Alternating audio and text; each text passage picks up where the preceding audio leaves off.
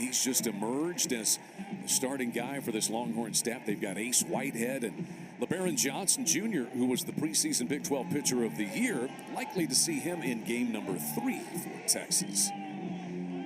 So Oklahoma lineup has been red hot recently. Sooners batting .308 as a team for the year. That's the second best mark in the Big 12 Conference.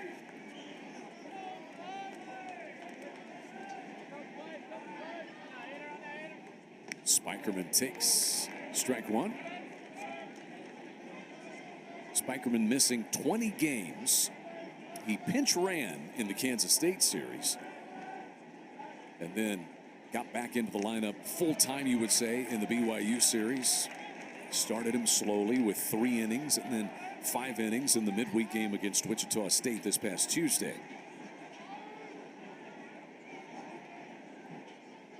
Grubbs 2-1, waved at and missed.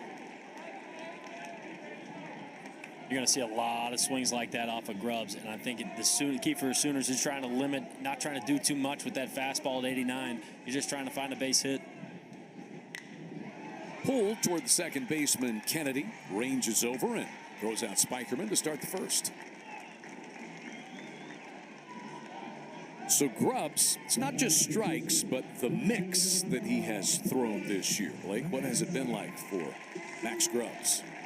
Like I said, that slider is going to get him outs more than everything, but it's a 55% fastball. It's going to have some sink to it that gives it a little bit different of a view for a hitter. You got to locate the bottom of that baseball to try to square that up. You'll get a lot of ground balls with Grubbs, and that slider will be that occasional strikeout he'll throw in there.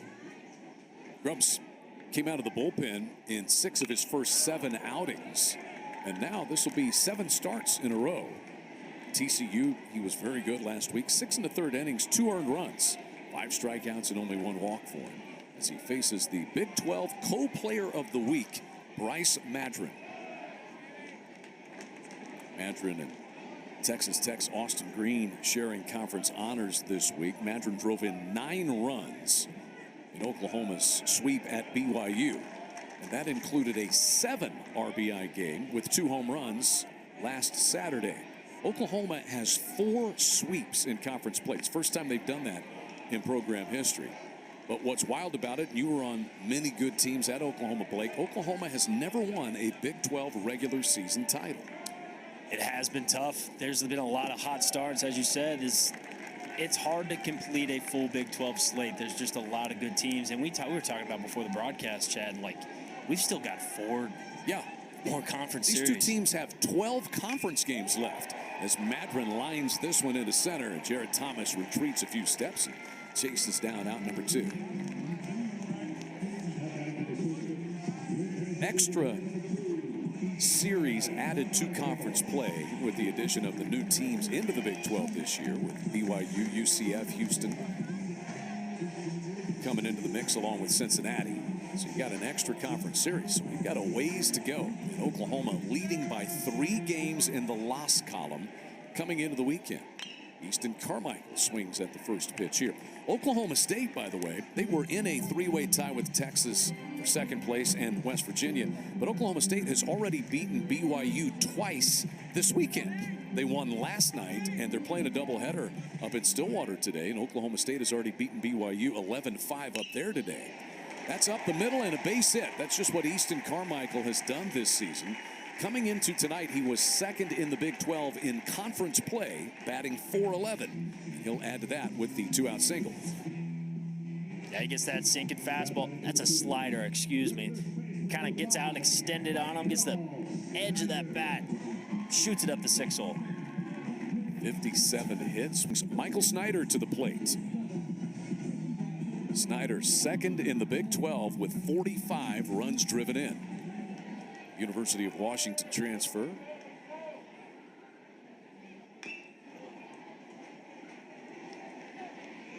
Snyder's second in the Big 12 with 17 doubles.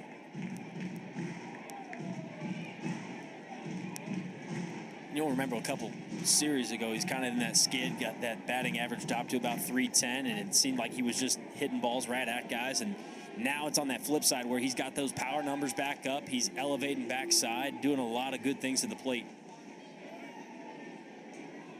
Skip Johnson gives credit to Reggie Willits, Russell Raley. Assistant coaches said they got Snyder really balanced in the fall. And the springtime has just been about the polish, so to speak. It's easy to make big changes in the fall, but you're right. When you're in the middle of the spring, it's hard to make big adjustments. You're just trying to give a guy an approach. Hey, instead of trying to hit this ball to the gap, let's think right field line. That'll get you back on time, stuff like that. Just minor cues here and there. Chases a high fastball there. 0-2 on Michael Snyder.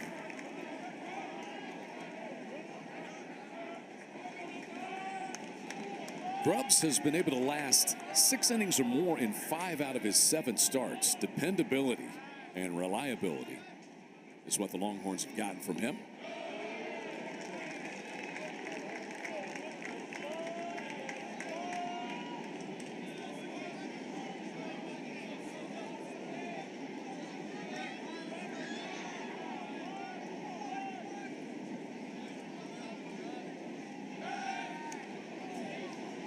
Easton Carmichael will steal a base on him, though he is a catcher. He's 4th on this Oklahoma team with 8 stolen bases and 11 tries. Sooners have stolen 64 bases in 79 attempts this year. Strike 3 called, off speed pitch at the letters on the inner half. Snyder turns and maybe questions the plate umpire Chris Koski a little bit as we go to Brooks. Always a good time. What's up first for the Longhorns tonight? I think you got to hit a home run. It's kind of been feast or famine for the Longhorns. When they do hit home runs, they'll win games. It's been kind of iffy as far as fundamental offense, not being able to score with guys runners at second and third with less than 2 outs. You got to be able to elevate. As far as the Sooners, I think you got to pound the zone. These guys strike out a lot. If Braden Davis can control an off-speed pitch for a strike, he's got a chance to have a good night. Davis got a strikeout to end the top of the first inning, and he deals the first pitch to Will Gasparino, the right fielder. A fly ball to the center fielder, John Spikerman, for the first out.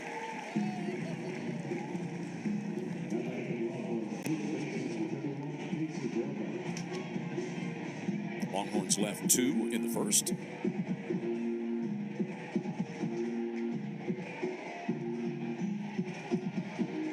That'll bring in Casey Borba, the first baseman.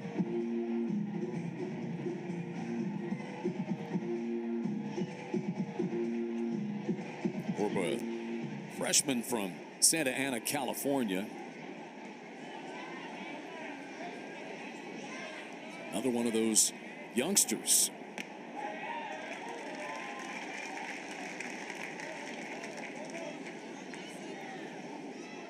Borba playing down at first base tonight. DH'd a little bit as well.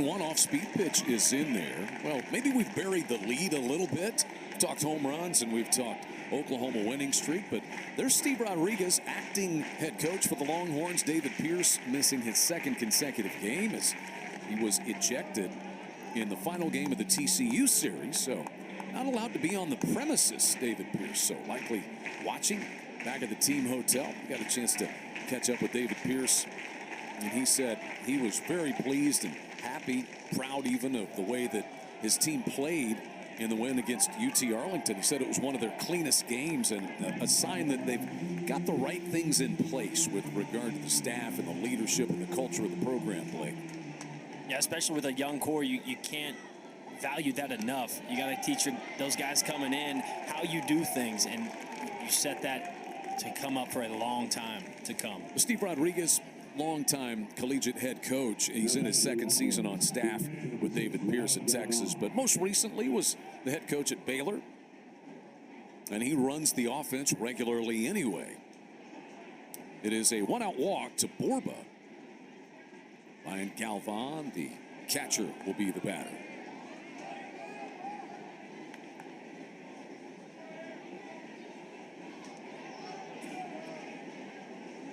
Not many walks issued by Braden Davis. That's been part of the recipe for him this year. Galvan, sophomore, 6', 205. Was really the backup catcher a season ago and batted .226, but he has broken out this year with a .301 batting average. He and Schussler both spent time behind the plate, and they both swung it well. He's at the 10 double mark, got 6 jacks. One thing that I could talk about, maybe that strikeout to walk ratio is sitting at 16 walks to 42 strikeouts. Maybe be a little bit more patient in the zone. Foul tip hung on to by Scott Mundler, the Oklahoma catcher tonight.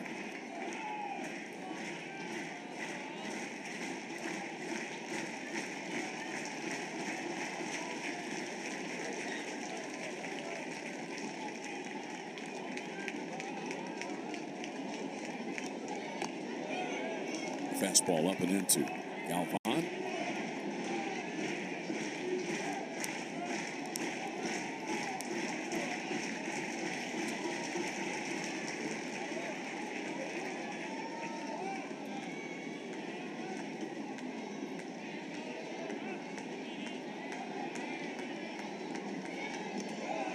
And a full count now.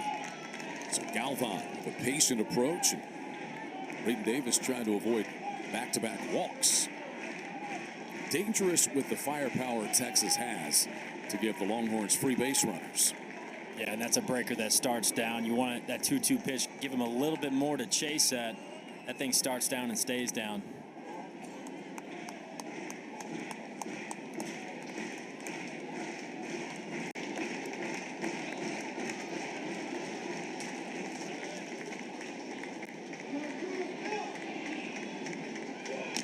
Swing and a miss.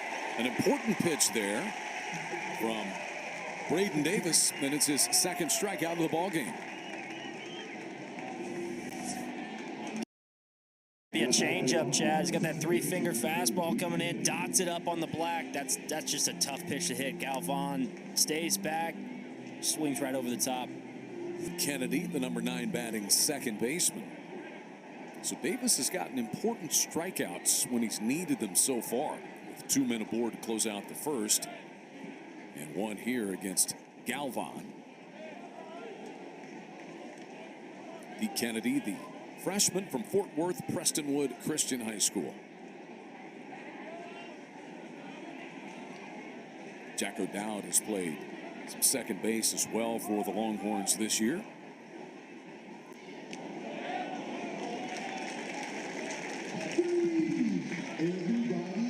Kennedy, a .232 hitter, 4 home runs.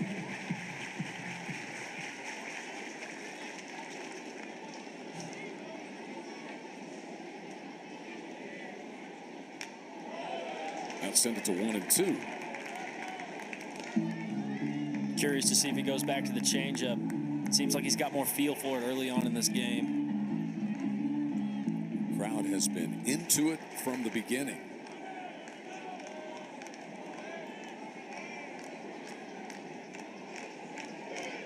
And a swing and a miss on 1 and 2, back-to-back strikeouts to close the second for Braden Davis. The Oklahoma left-hander has 3 strikeouts through his first 2 innings.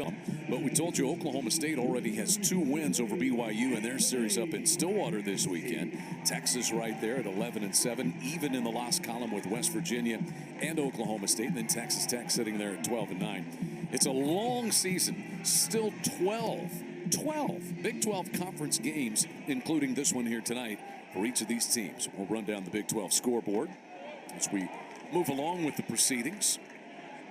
But you think about the teams that have been added, as BYU took 2 of 3 from Texas. Oklahoma swept BYU.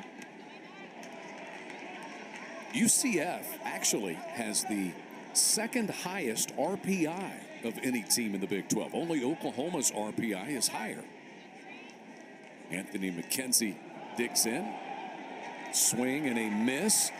Galvan couldn't come up with it. And down to first base will go Anthony McKenzie. To get another look at this one. Don't know what happened exactly there, Blake. Looks like a slider in the dirt, maybe. McKenzie knew he was struck out. Yeah, deep in the dirt. That thing was a 58-footer. You're a little embarrassed swinging over the top of that, but you'd take beat on first base all day long. So now the umpires are huddled up about something. Is this reviewable if it hits him? I need a list of it. I gotta know.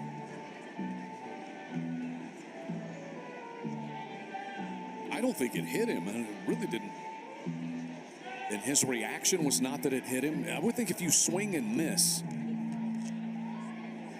And there's our list: fair or foul, home run, catch, no catch.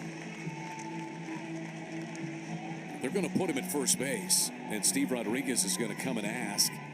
Might even say, can we have a look at that?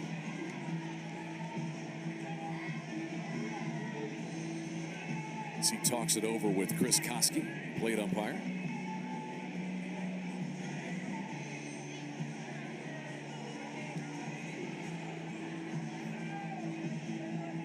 No, it seemed like McKenzie kind of knew he missed it, like it didn't hit him. Maybe a little embarrassment. He swung at one that was 50 feet in the dirt, but happens to the best of us. Happened to me a million times. But I'm smiling at first base, I'll tell you that. So it is a strikeout, and then McKenzie reaches on the wild pitch. Jackson Nicklaus will be the batter. Jackson Nicklaus, 368 hitter for the year, third in the Big 12. He leads the conference in on-base percentage at .500. Is that good? I believe so. Okay. But coming back from that little strain that he had making a throw in the Kansas State series, and Skip Johnson was talking about, he just has not been hurt very much in his career at all. And playing through it here. Nicklaus came back and DH'd for Oklahoma against Wichita State back on Tuesday. Ground ball to the second baseman. Kennedy can't come up with it, and everybody will be safe. It is an error that might have ended up in a double play.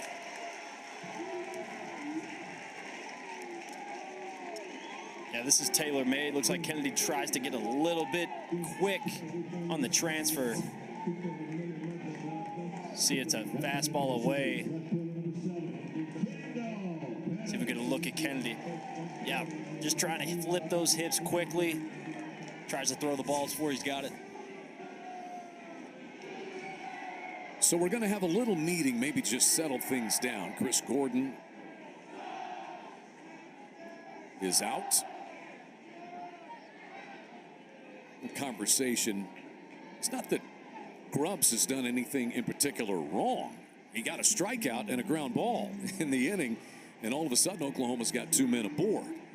Is this conversation more with Grubbs, or is it more with the infielders? Make sure they're backing up their pitcher. I think it's preemptive all the way around. Just keep Grubbs in the zone that he's in. He's getting the ground balls, weak contact, no contact, right? And just trying to settle your infield down. You got runners on first and second, no outs in a really good, tough atmosphere. If you get down early, you might not have a chance to come back.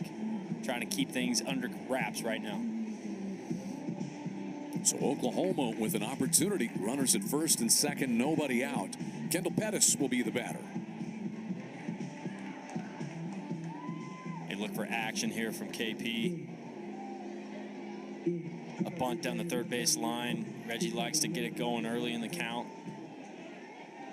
This is an Oklahoma offense that you do not want to be giving any extra chances to. Early square here by Pettis. He bunts it and came back up and looked like hit his bat in the batter's box. You can see Chris Koski point and say, yeah, it hit him, but he was right here in the box. .254 average for Kendall Pettis this year. Redshirt senior from Chicago.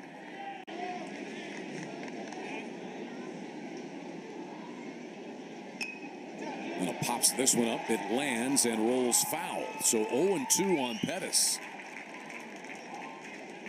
Wise choice there by Galvan to just let it trickle on foul. There's Reggie Willits, who orchestrates the Oklahoma offense. What do you put on here, Blake? Well, KP did this in the BYU series where he fouled 2 balls off for an a bunt situation, kind of a similar situation. I think it was 1 out though, and then he shoots a ball through the 6-hole. So you can't really get too mad at him for missing 2 bunt attempts right there. He can swing it as well. Longhorns still have Borba in on the grass at third. Again, Pettis is around. Like he might think about pulling it back. In the Bedlam series, it was Jason Walk on a play like this. He squared to bunt, and he actually squared a little late, got the bat back and homered for Oklahoma against Oklahoma State. I remember that. That was a line drive. Took 2 seconds to get out of the park. Skip would call it a 2-iron. And Walk actually came to the dugout and said, I squared around a little too late, didn't I? Skip Johnson said, yeah, but it's baseball. Sometimes it works out.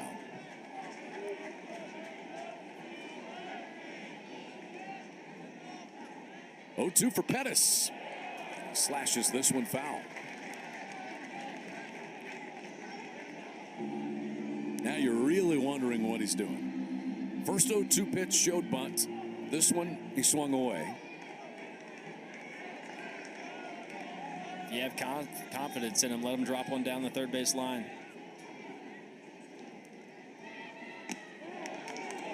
A ball and 2 strikes.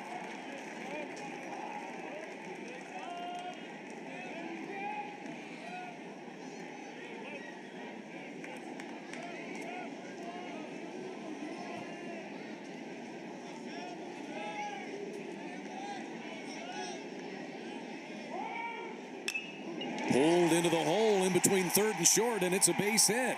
McKenzie is around third. The throw by Ballou is not in time. It gets past Galvan, and the runners will move up a base.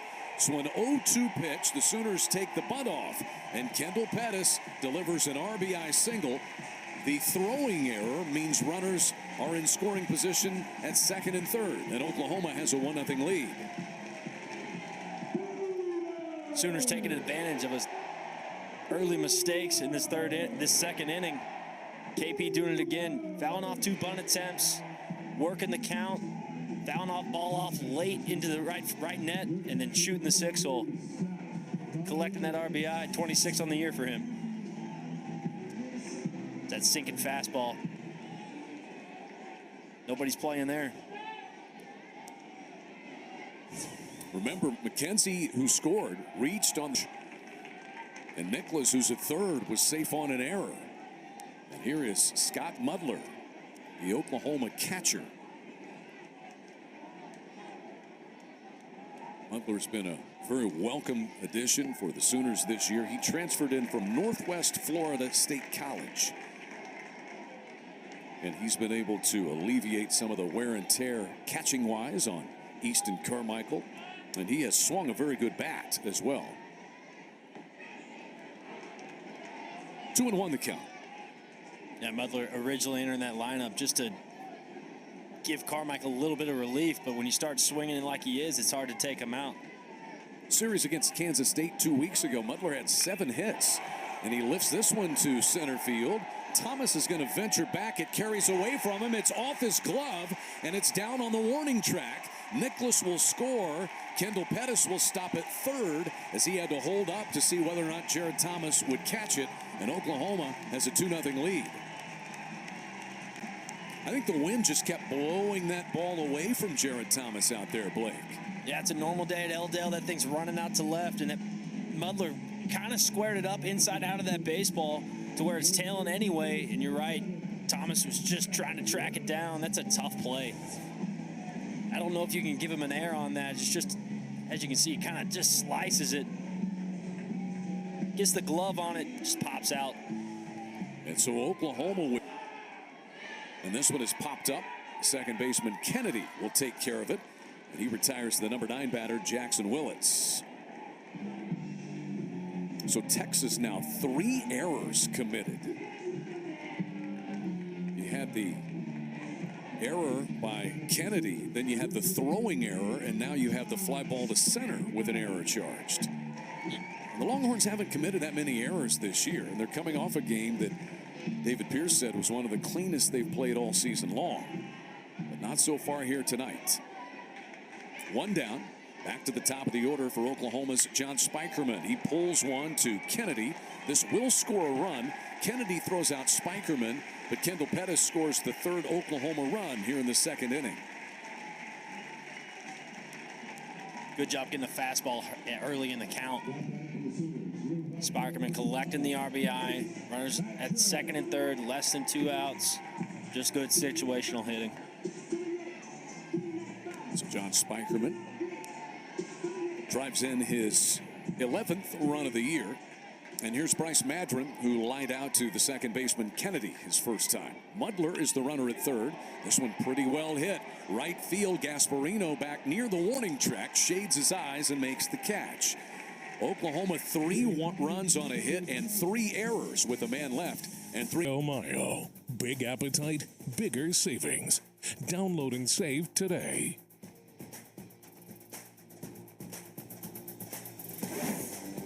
Capacity crowd in the stadium, and it's getting close to capacity on the berm. What is berm capacity, Blake? Do we have any idea? 1 million.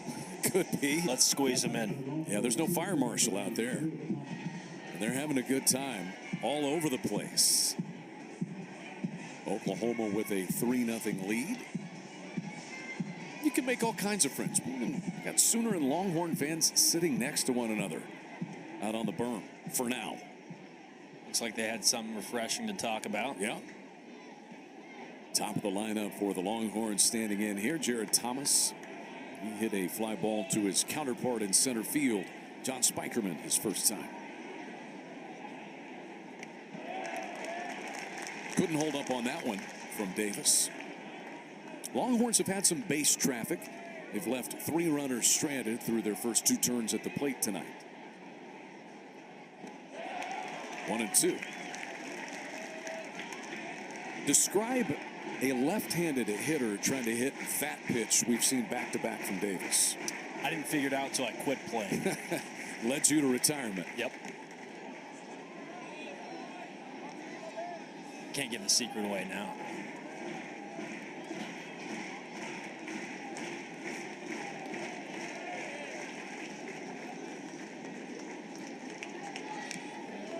Thomas fouls that one off. It is tough. That slider that comes in at your, it seems like it's coming in behind you and then drops in at the middle of the plate. For me as a left-handed hitter facing a left-on-left situation, if the fastball starts at me, it's going to be on the inside part of the plate.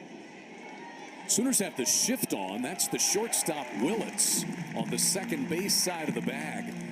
So Oklahoma shifts, and Thomas hits right into it for the first out.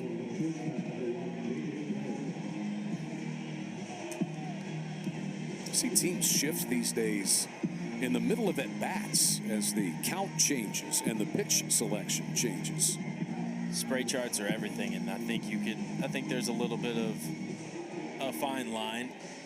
You can dive too much into it in my mind, but I mean, if you get hit into the shift, you look like a genius. If they hit away from it, you live with it.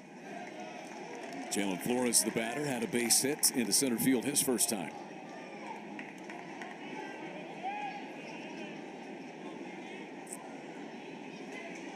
Leading the Big 12 with 15 home runs, and hits a rocket past the diving Willits into center field.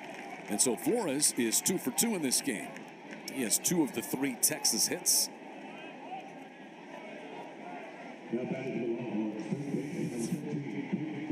Yeah, it's a cross-seam fastball. Inner half, Flores does a nice job of sucking the hands in, using the middle of the field. That always fascinates me. A guy with quick, really locate the barrel anywhere in the zone. That fastball that might beat one guy doesn't beat Flores. Here is Peyton Powell.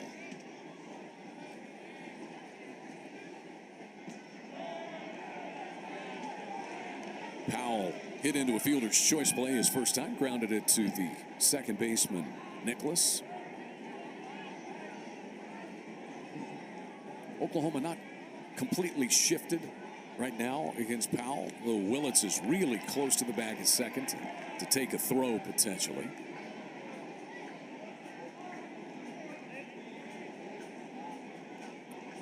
Skip Johnson, longtime pitching coach for Augie Garrido at Texas, learned so much in his 10 seasons on the 40 acres for the late great Hall of Fame head coach Augie Garrido. Asked him about it.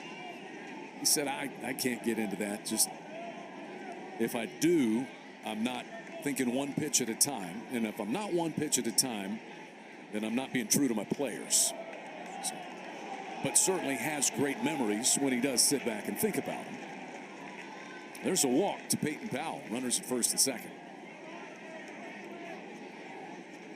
He does leave a great legacy. He represents Garrido really well, and as a player, I could see that. I didn't have the opportunity to know Coach Garrido, but you can kind of tell that the culture that he provides it's just embedded in him. He got so many things, including one that Carly's going to tell us about now. Did Skip Johnson from Augie Garrido. Yeah, Chad, as we know, Oklahoma head coach Skip Johnson served as an assistant coach for the Longhorns for 10 years. And Johnson says he thinks about his former boss weekly. He taught him so much about how to coach the game, including Garrido's motto Johnson has carried with him to each of his teams, just like you said, take it one pitch at a time. In Johnson's early years at Texas, Garrido taught him how to simplify the process to players, how to stay in rhythm, and to just throw the ball at the target. That's really the genius in the game, Skip Johnson says, to make sure you're present in that one pitch. It's 100% of what you got to get to the next pitch on the mound. Chad, it is clearly evident that Garrido means a lot to Johnson and has made a huge impact on his coaching career. Without question. And to so many coaches out there did Augie Garrido. All kinds of programs all over the country impacted him. But you, having been around Skip and heard the message one pitch at a time, sometimes it takes a while for that to sink in on young players and even veteran players, but it gets through eventually. It does, and the great thing about Coach Johnson, he's a very easy coach to play for, and I can imagine Garrido being the same way. He'll chew you sometimes, but more than likely you deserve it. But more than likely, it's just about learning. It's how can we get better from this and prepare ourselves for the next day.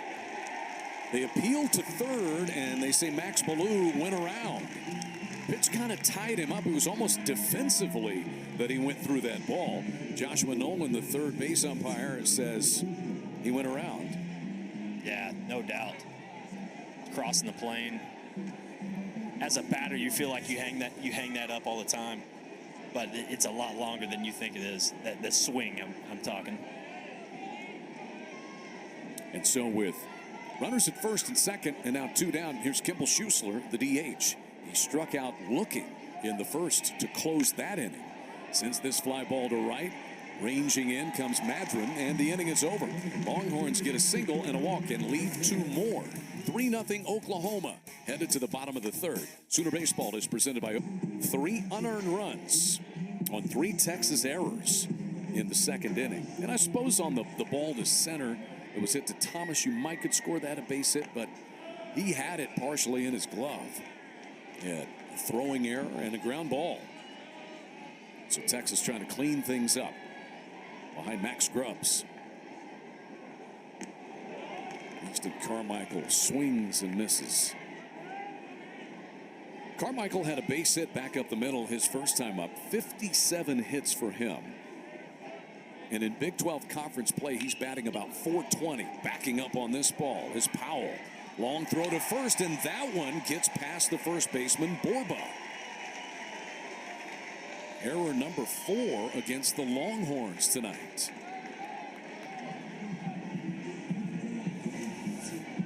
Yeah, this ball kind of eats up Peyton Powell over there at third base. Might have taken him back off the throw a little bit, but seemed to me kind of been a little bit handled better by Borba. In Big 12 conference games, that's 15 errors in 18 conference games, and now 4 already in the first 3 tonight. You see, tying a season high. Michael Snyder in for Oklahoma. He struck out his first time up. Rips this one to straightaway center field. Thomas on his horse, races back, reaches up and pulls it in on the warning track. So Jared Thomas able to scoot back and chase down a long fly ball that was scalded by Michael Snyder. It's a perfect example of staying ready. Thomas had a tough break in left center an inning ago, and then makes kind of an unbelievable catch going back to the center field warning track. Just throws the glove up there. Thomas is so versatile, and he plays first base, plays center field and first base. That's like the Cubs' Cody Bellinger. And he pitches. Pitched in a game earlier this year. May not see him again, but David Pierce said he was a good pitcher in high school. Let's just see what it looks like. Maybe it's something that we can use. Shows you his speed on that ball. Pulled to the right side. This is off the glove of Borba. He'll pick it up and have no play. And Anthony McKenzie reaches base safely. The Longhorns just need to hit the reset button. That's 5 errors, yeah. You got to go hit the cold shower, get back up the tunnel, and find a way to get this thing back under control. This is a 3-hopper. Gets Borba right on the heel of the glove.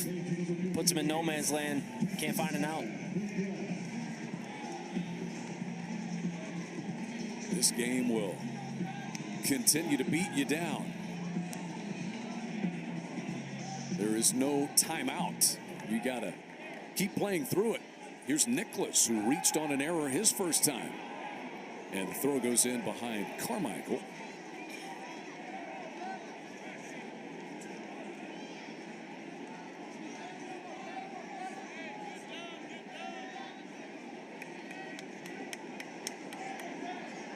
Nicholas scored after reaching on the error.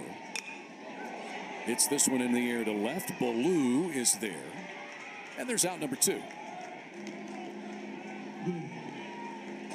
I don't think that wind is blowing out as much as it was when the start of the game. Yeah, I'm with you. No, I'm completely with you. I mean, I know that we had 30-mile-an-hour gusts right prior to first pitch, but nothing quite like that. Now, it's still impacting things, but not as it was about an hour ago. We thought this had a chance to be in a shootout. And it may still be, but the wind doesn't look like it's going to be quite as big a factor. Kendall Pettis in, takes a strike. Pettis had a base hit, scored a run his first time. Tried to bunt twice, fell in an 0-2 hole, and then singled through the left side.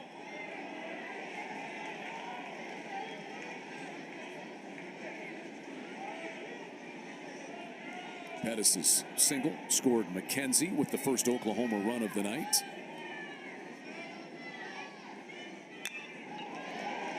Just off the glove of Flores. Around third comes Carmichael. He will score. The throw comes into third, and McKenzie beats the throw there.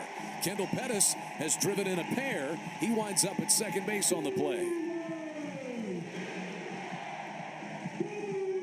The swing was great, Chad, but what I really like to see is KP advancing on the throw from Jared Thomas in center field, moving up an extra 90 feet.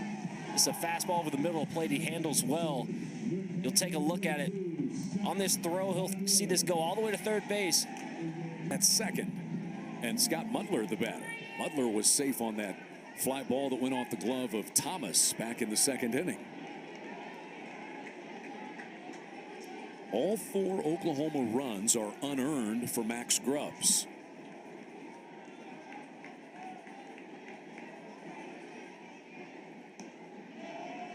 Mudler takes a little bit outside.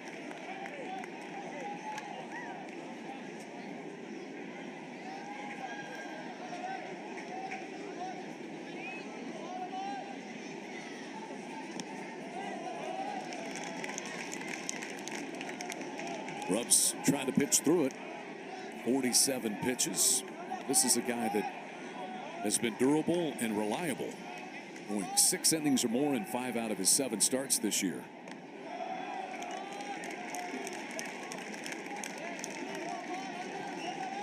Yeah, the only one he didn't make it on was that BYU series, which is, it seems to me, was kind of the perfect storm. BYU not seeing what they were like in Texas as they are now in conference play. There's a walk to load the bases as Mudler reaches for the second time.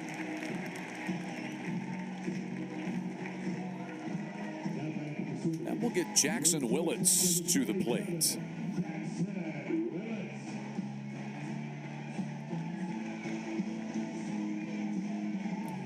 Willits popped up to the second baseman, D. Kennedy, his first time tonight. Freshman, growing pains that all freshmen have. He has driven in 11 runs in his last 8 games.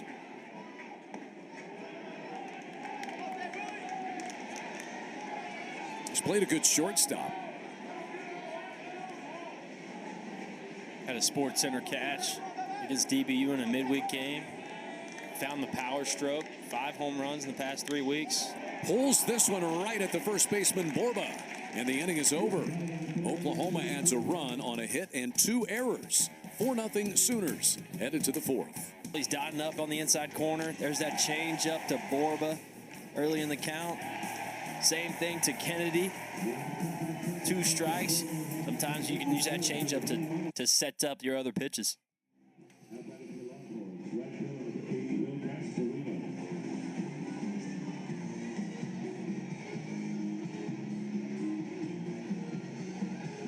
So Braden Davis set to face Will Gasparino, who flied out to the center fielder, John Spikerman, his first time.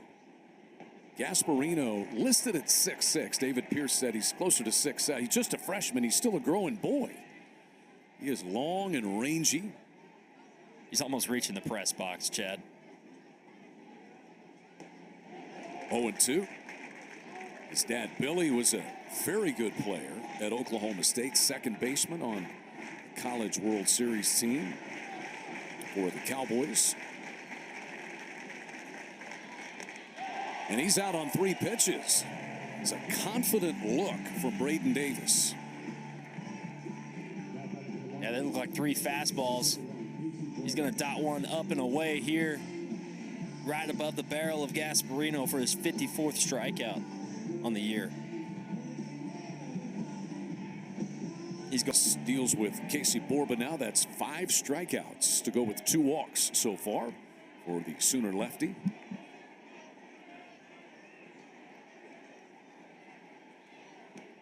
Davis transferred in to Oklahoma from Sam Houston State. Wasn't great at Sam Houston State, about a 500 pitcher, ERA around 3. But you get under the tutelage of Skip Johnson and you start to grow.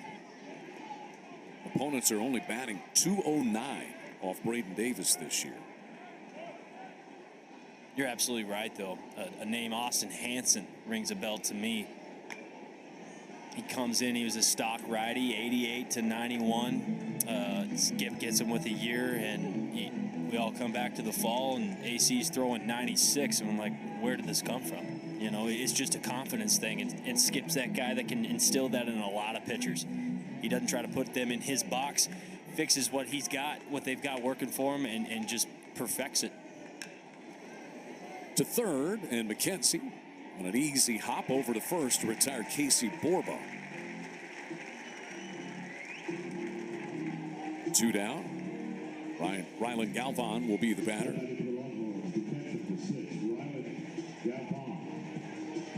Galvan struck out his first time. So Davis looking for the first 1-2-3 inning for either pitcher tonight.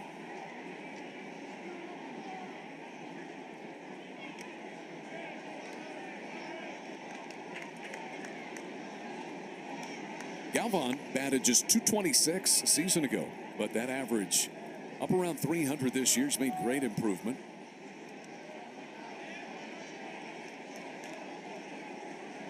David Pierce said he's really gritty and he's gotten to know the pitchers, both he and the DH tonight, Schuessler, gotten to know the staff on a more individual level.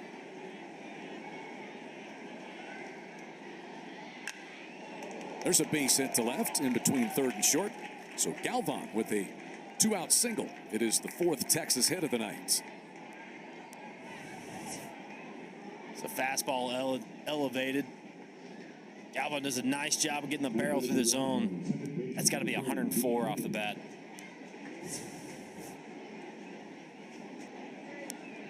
D. Kennedy will be the batter. Kennedy struck out swinging against Davis to end the second.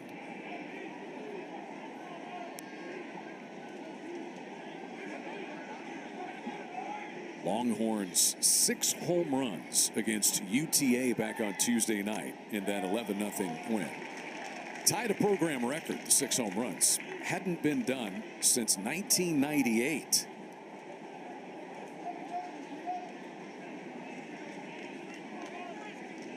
So you sit there and you go, well, that's a long time. And then you say to yourself, wait a minute, it's 6 home runs. It's a lot of home runs.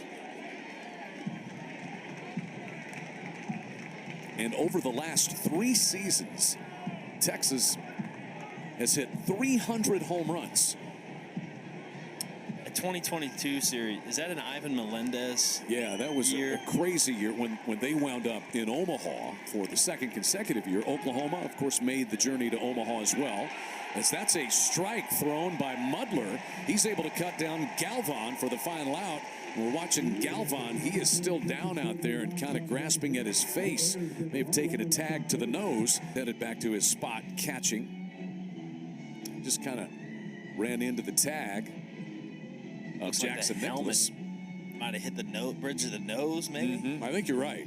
The tag happens and that helmet slides down and clips you on the nose. He's got a little blood on that nose there. Little battle wound.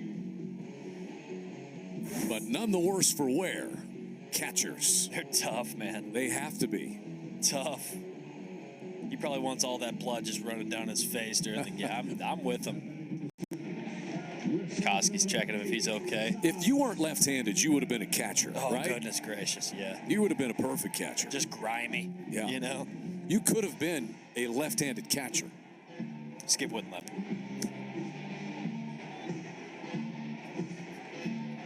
Sooners stick to this 4-0 lead and back to the top of the order. John Spikerman batting for the 3rd time. Hits another one. That one is speared by Deke Kennedy as he reaches down and picks it off the turf. That is the 3rd time that Spikerman has hit a ball to Deke Kennedy. You might want to try somebody else. They've gradually gotten harder hit, though. That was the best swing of his night. But you're absolutely right. Let's try a different part of the field, huh, Spike? Bryce Madron, the batter. He has lined out to Kennedy and hit a fly ball to the right fielder, Will Gasparino, tonight.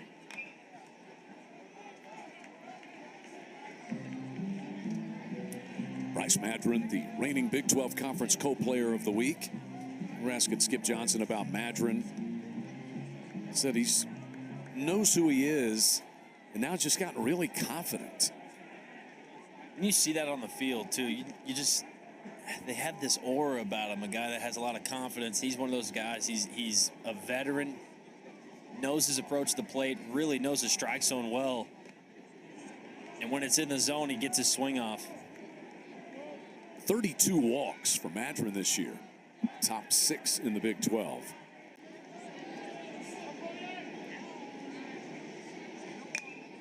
Lines this one on a hop. Down to get it is Flores. 2 down. You kind of feel for Grubbs in all of this, don't you, Blake? Deserves a better fate. All the runs are unearned, and he just continues to pitch through it. He does. You think we don't have 5 runners on the run. We got a nothing ball game. He's been getting ground balls, not a whole lot of hard contact other than KP. That ball was well hit by Madron. You're right. He just keeps going. Pitch count's getting a little up there on him. That's number 57. To Easton Carmichael, who's been on base twice. Singled in the 1st and then reached on an error and scored Oklahoma's run in the 3rd.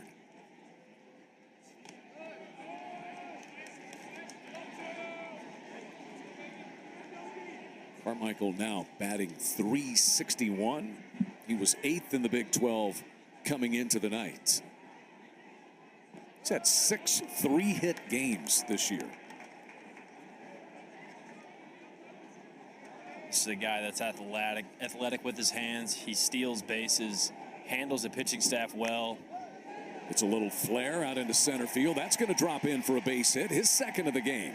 And Easton Carmichael has been on base 3 times tonight.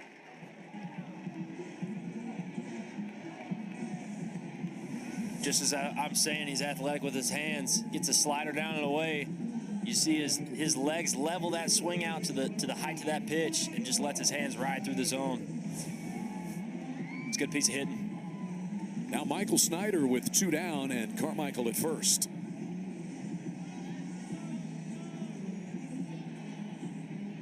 Snyder 0 for 2 with a strikeout and a fly ball to Thomas, the center fielder.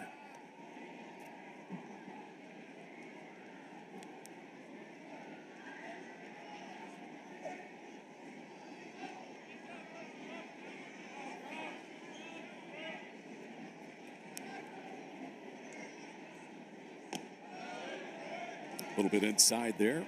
It's Oklahoma offense over the course of an 8-game winning streak. They're averaging nearly 10 runs per game. They have scored 77 runs in 8 games. Crashed 10 home runs. They're batting .326 as a team. Snyder's been right in the middle of that.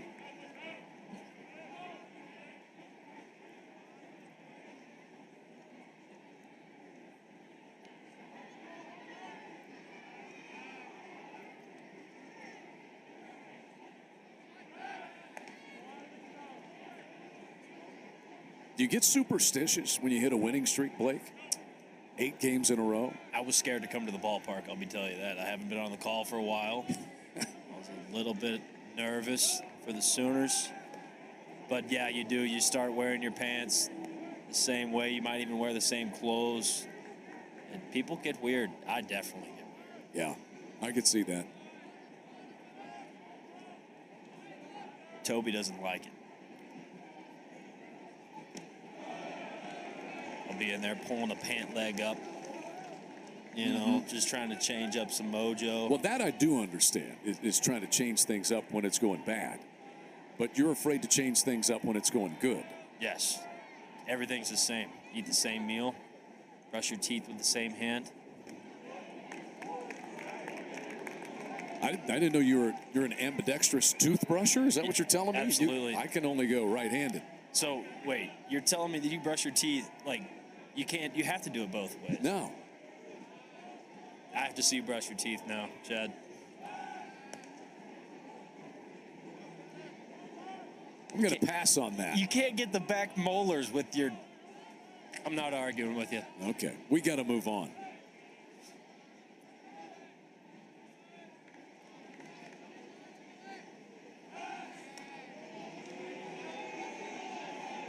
Easton Carmichael being treated like Ricky Henderson over there at first base. Oklahoma fans getting a little antsy on the throws over by Grubbs.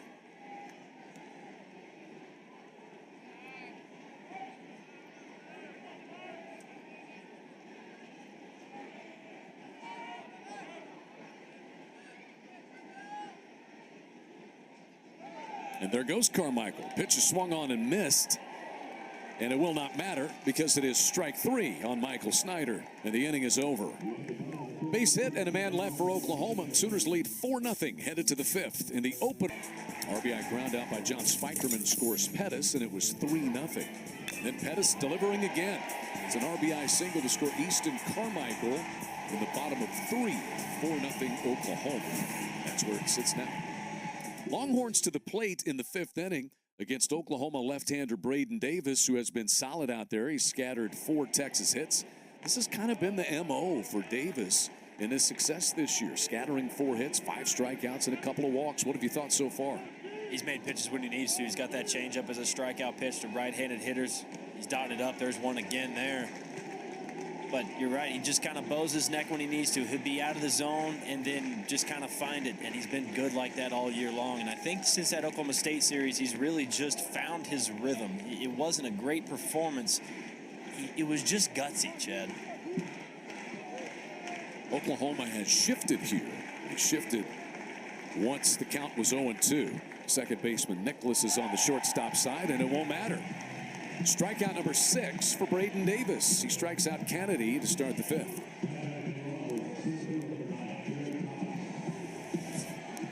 See that 3-finger grip? He's got really good feel for it. He kind of expands the zone to Kennedy. When you get him to swing on it once, you got to throw it again. Back to the top of the order for Jared Thomas, the center fielder. He's 0 for 2. He's flied to center and grounded to short so far tonight.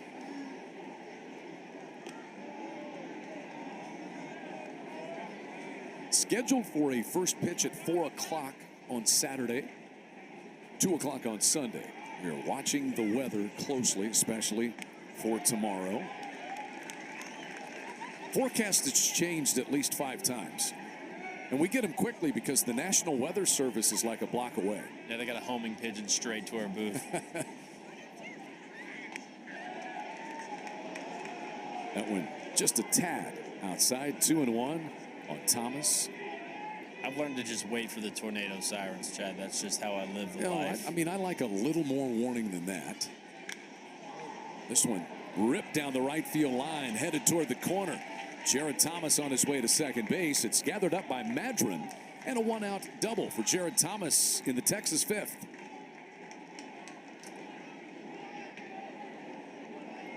This is a slider that Davis really hadn't a good feel for.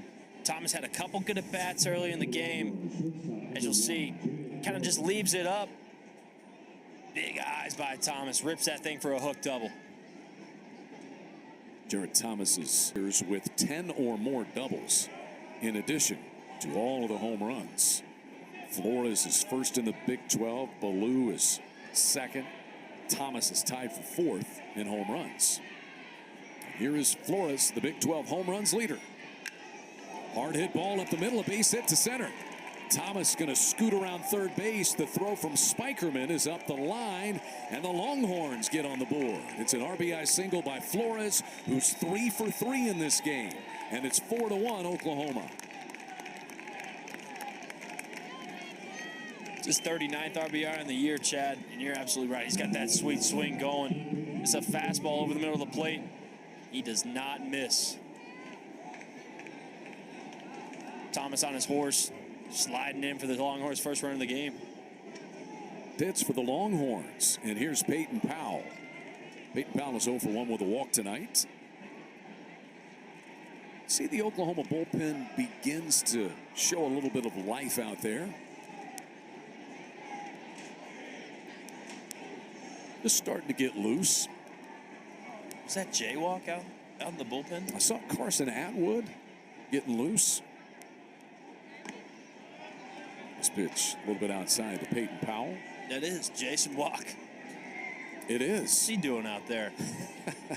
Learning things. Hey, man, just give me an inning. That kid wants to play, I'll tell you that.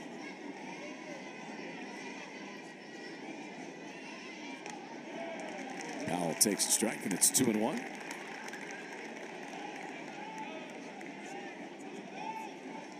Peyton Powell, second team All Big 12 a year ago. 10 home runs for him. Drove in 46. Career .330 hitter over 125 games. You can hit when you do that at this level for that long. And it comes from doing damage in the zone. Powell's got a nice, sweet left-handed swing. It's compact.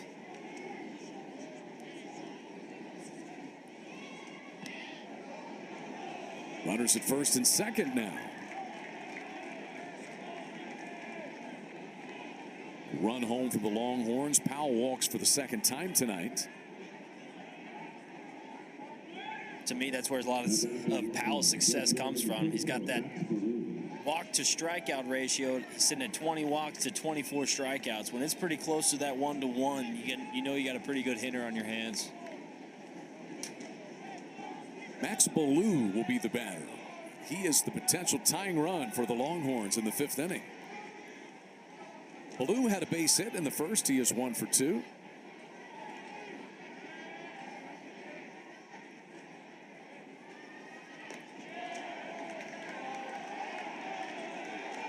One ball, no strikes.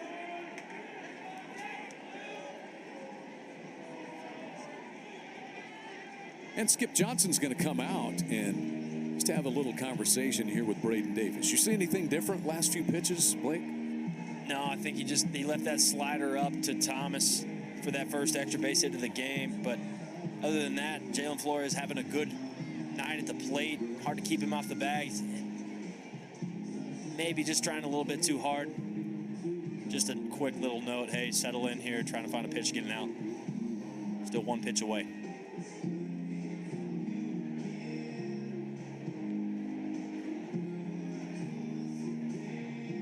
The numbers on Braden Davis so far, the walks, the issue right now. 3 of them so far tonight. Yeah, he's done a pretty good job early on in the game of getting away from those, but we're staring down the face of a gun right here. First and second, 1 out with a big bat at the plate. Max Ballou, 14 home runs and a .336 batting average. Ballou had a base hit back in the first. He struck out in the third. Waves right through the first pitch from Davis. Talking about the Big 12 home run leaders. 3 of the top 5 are Longhorns. They have bashed 81 home runs as a team. That's off the glove of Willits. He'll step on second. They've got the runner hung up in between second and third. That's Flores, and he will be tagged by McKenzie, and the inning is over. So that little one hopper, Willits didn't come up cleanly, but Oklahoma gets 2, and Davis gets out of the inning. It's a run on 2 hits for the Longhorns, and 4-1 Oklahoma midway through this one. Bingo. Yeah, that's not one that you've seen very much. And we've not seen a crowd like this ever in the history of L. Dale Mitchell Park. It's a new record. And that's not even counting all these people out there taking up free space on the berm and enjoying the beautiful weather. 4,812, breaking the record by nearly 300 from the Texas series in 1995. And that was pre-Big 12. 1995, right, Blake? That was before you had to play every single year. I mean, you tell me about the rivalry. What's it like to play in? It's incredible. I got to call the game that was the series that was in Arlington. I thought that was pretty special, but you get attendance records like this because you got 2 really good teams in the top 5 of the conference, and it's a special moment. There's no love lost between these 2 teams. The colors don't match. The guys don't match. It's a lot of fun.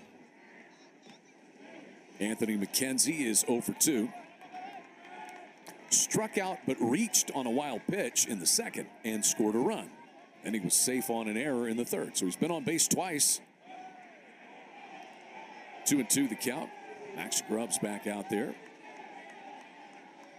Numbers on Grubbs, 4 innings, 4 hits, and 4 runs, but none of the runs have been earned because of the 5 errors committed.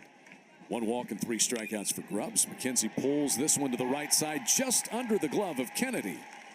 And a base hit to start the Sooner 5th. So he's been on base all 3 times. That is his first hit.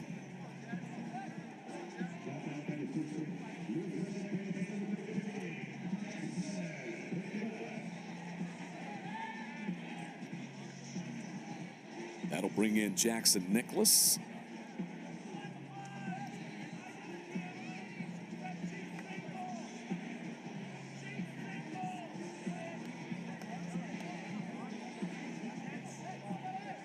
Nicholas reached on an error and then scored a run in the second. He flied out to the left fielder Ballou his last time up there in the third. Bell tie strike to Nicholas. Numbers we alluded to just a moment ago for sophomore Max Grubbs.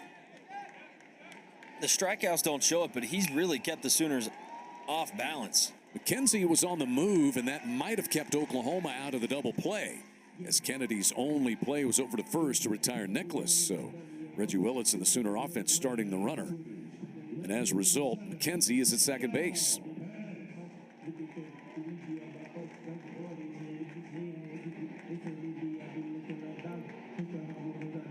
Here is the hitting star of the night for Oklahoma so far. That's Kendall Pettis. 2 for 2 with 2 runs driven in.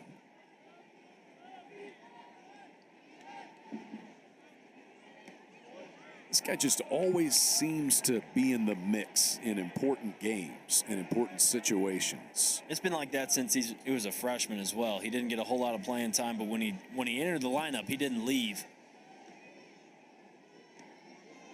Always willing to make the big play. Any ball to left field, you feel like he's got a chance to catch it. He proved that many times in that 2022 postseason run. Veteran leader in the clubhouse, always a joy to talk to. Smile on his face, never leaves. Can't say enough about him. Time called there. Grubb's going to step off. And I think, did they call him for a pitch clock violation there? Nope.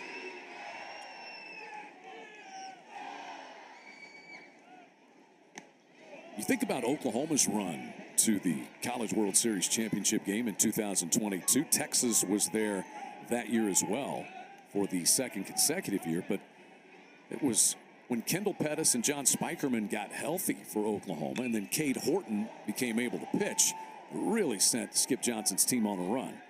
As Pettis flies out to Jared Thomas. Longhorns were just a game away from a third straight trip to Omaha last year. What a run they've been on. And you start to talk about the postseason this year. Oklahoma a lock right now. Sooners trying to ensure that they would be a #1 seed and a regional host. That's kind of what's at stake. Texas, good conference record, 11-7, 25-17 overall. Haven't necessarily had the marquee non-conference win. And as David Pierce said, the midweek's been a bit of an Achilles heel for the Longhorns this year. Texas's RPI coming into the night was sitting at 66. But here's the good news.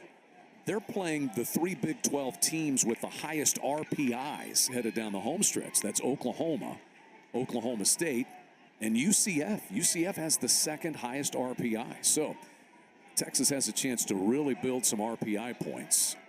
Especially with this one being on the road.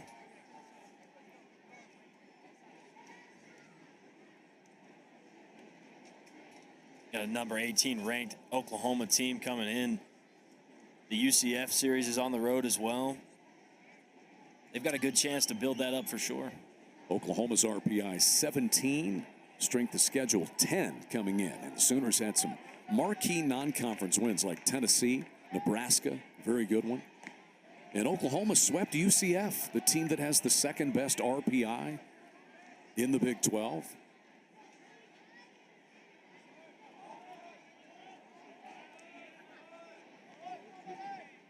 Two balls and a strike here.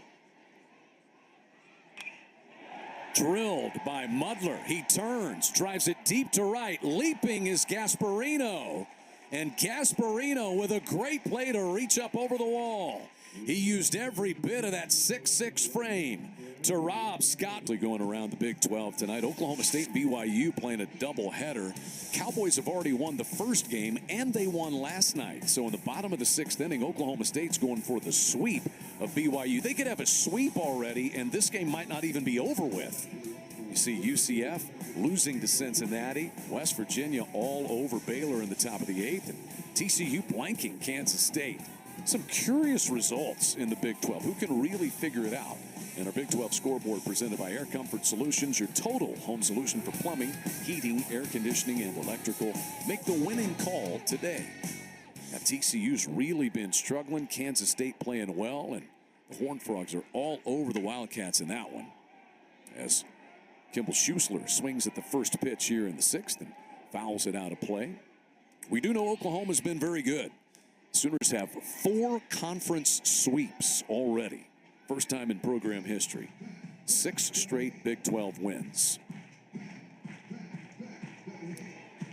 Texas dropped 2 out of 3 to Texas Tech and dropped 2 out of 3 to BYU. They have taken 2 of 3 from Baylor, Kansas State, TCU, and Houston. That is a little flare that lands out in shallow center field by Schuessler, who has his first hit. He's 1 for 3. And it's base hit number 7 for the Longhorns.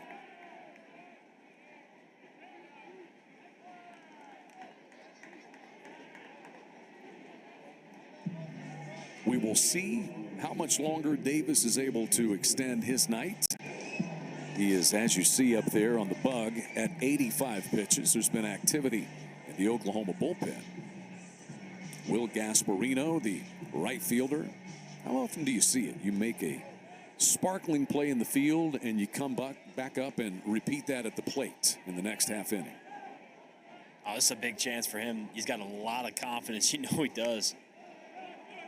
I would throw nothing over the middle of the plate. It might go 550. Gasparino flied out to the center fielder Spikerman in the second and then struck out in the fourth. 7 home runs, 30 runs driven in for the freshman right fielder.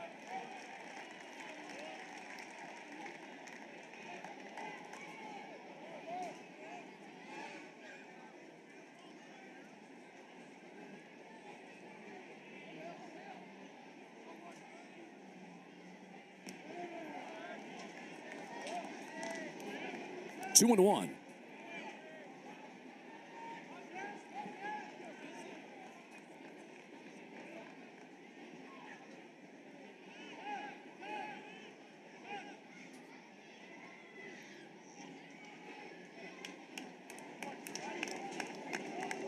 And time call, Longhorns are going to pinch run in the middle of the at bat. Looks like Porter Brown, who plays a lot in the outfield, is going to run for Schuessler here. Schuessler, the DH, and now looks like Porter Brown is going to come on and run for him here and move into that number 5 spot in the lineup. 2-1 for Gasparino. Whacked foul off of Mudler. And the count moves to 2-2. That's the change up there, Chad. He's been featuring that against righties tonight. Like I said, the slider's just really not there for him. Expect him to come right back to it. Maybe expand the zone out. See if he can get Gasparino to chase or get a weak ground ball to start a double play.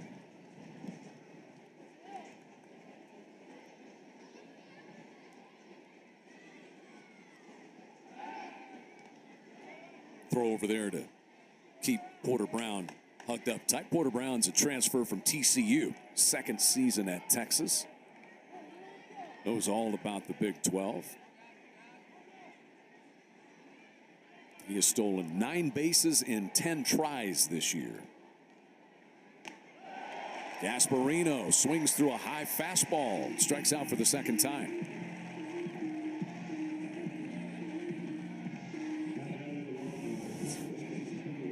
Elevates the fastball to Gasparino. Worked for him in the 4th inning. Goes right back to it. Just elevates, gets above that barrel. It's a really good pitch at 92. 7 strikeouts for Davis now to go along with 3 walks. And he is set to deal to Casey Borba. Borba walked in the second and grounded out to third base in the 4th inning.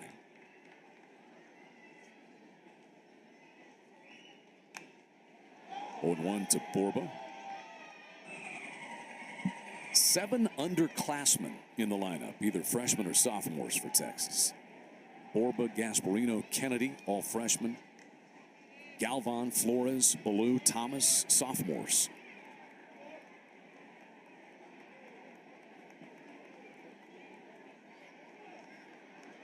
And Grubbs, the starting pitcher, is a sophomore.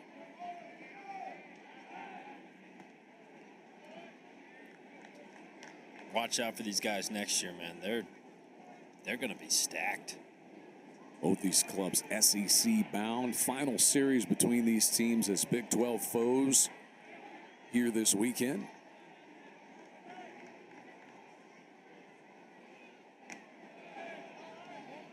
One and 1 to Casey Borba.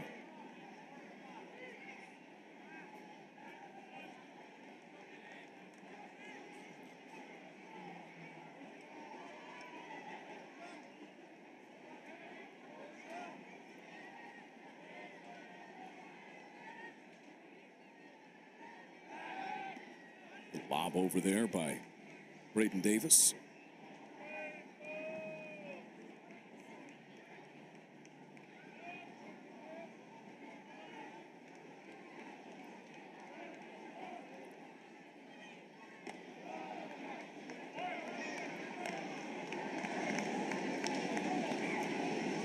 Davis pitching through a little lull right here.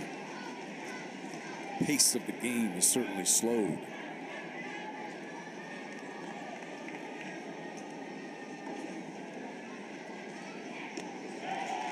2 balls, 2 strikes now. It's a changeup again. Longhorn hitter's got to see that thing up. It's going to die away from you as a right-handed hitter. Make that be up in the zone. Try to foul it off if not.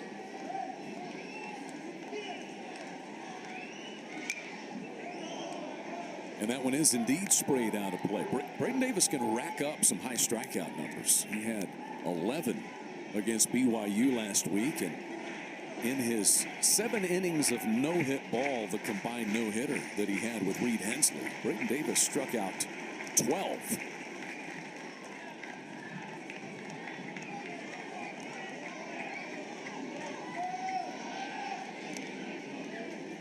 Paying close attention to Brown.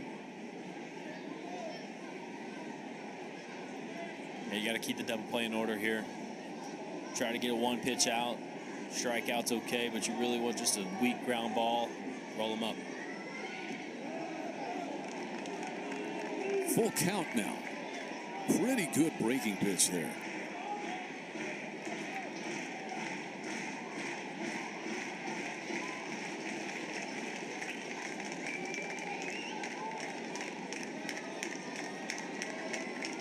Big 3-2 pitch to Borba, and he got him swinging. It is back-to-back strikeouts for Braden Davis. He gets Gasparino and Borba in successive fashion. Feel like a broken record. This is a changeup right down the heart. Borba way out front.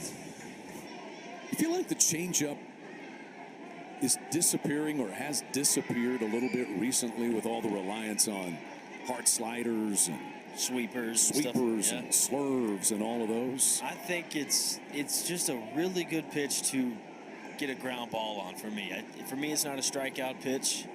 And it has kind of gone away. You know, being able to just throw a wipeout slider and try to get an opposite running fastball to match that up seemed like the importance nowadays. But underrated is not the changeup. It is very a reliable pitch if you can throw it for a strike. Galvan is 1 for 2. Had a base hit back in the 4th. He's also struck out.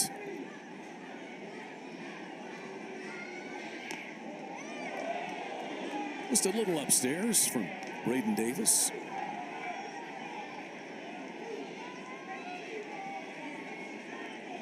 Eight strikeouts for the Oklahoma lefty so far tonight.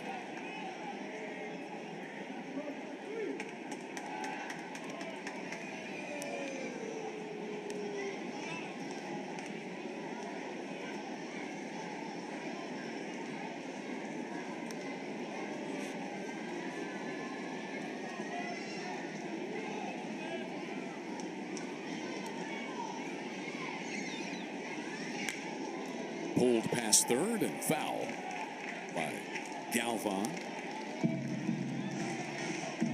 Braden Davis' percentage of balls and strikes tonight. 64 strikes to help him with his 8 strikeouts. And he's had 100 total pitches. I could do that math, Chad, at 64% strikes. Appreciate that.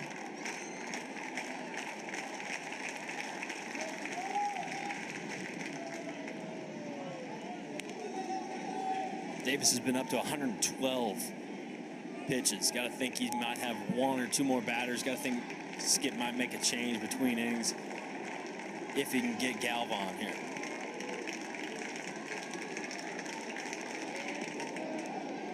Two balls, 2 strikes.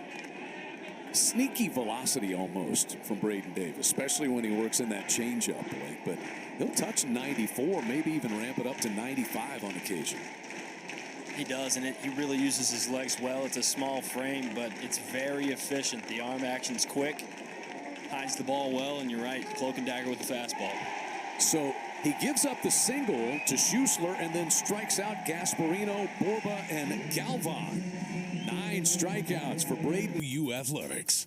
The Trails Golf Club offers the perfect atmosphere for great golf and family fun. Visit trailsgolf.com. Pizza Hut, the official pizza of the Sooners. Really, it's been a pitcher's duel tonight. Texas has committed 5 errors, but Max Grubbs has been very effective pitching through that. And Braden Davis, excellent for Oklahoma so far, Blake. Yeah, it's kind of opposite repertoires, right? You got Braden Davis, who we were just talking about. He's got that sneaky fastball, and he's dotting the changeup up tonight, making that look a little bit harder. Grubbs is the opposite. He's going to throw that sinker at 82 or 84 to 85.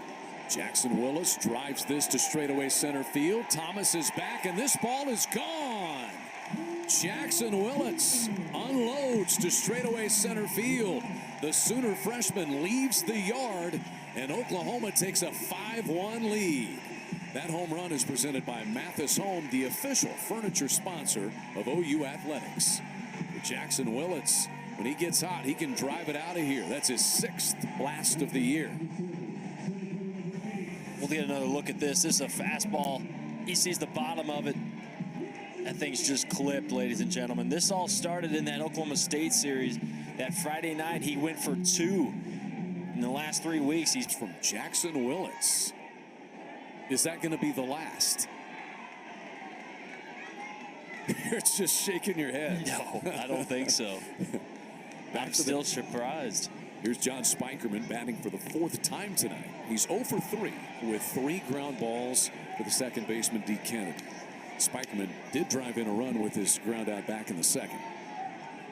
I'm shocked, really, Chad. We come out here, it's like we got 20-mile-an-hour winds blowing out to the left like normal LDL day, and we got 1 home run in the 7th.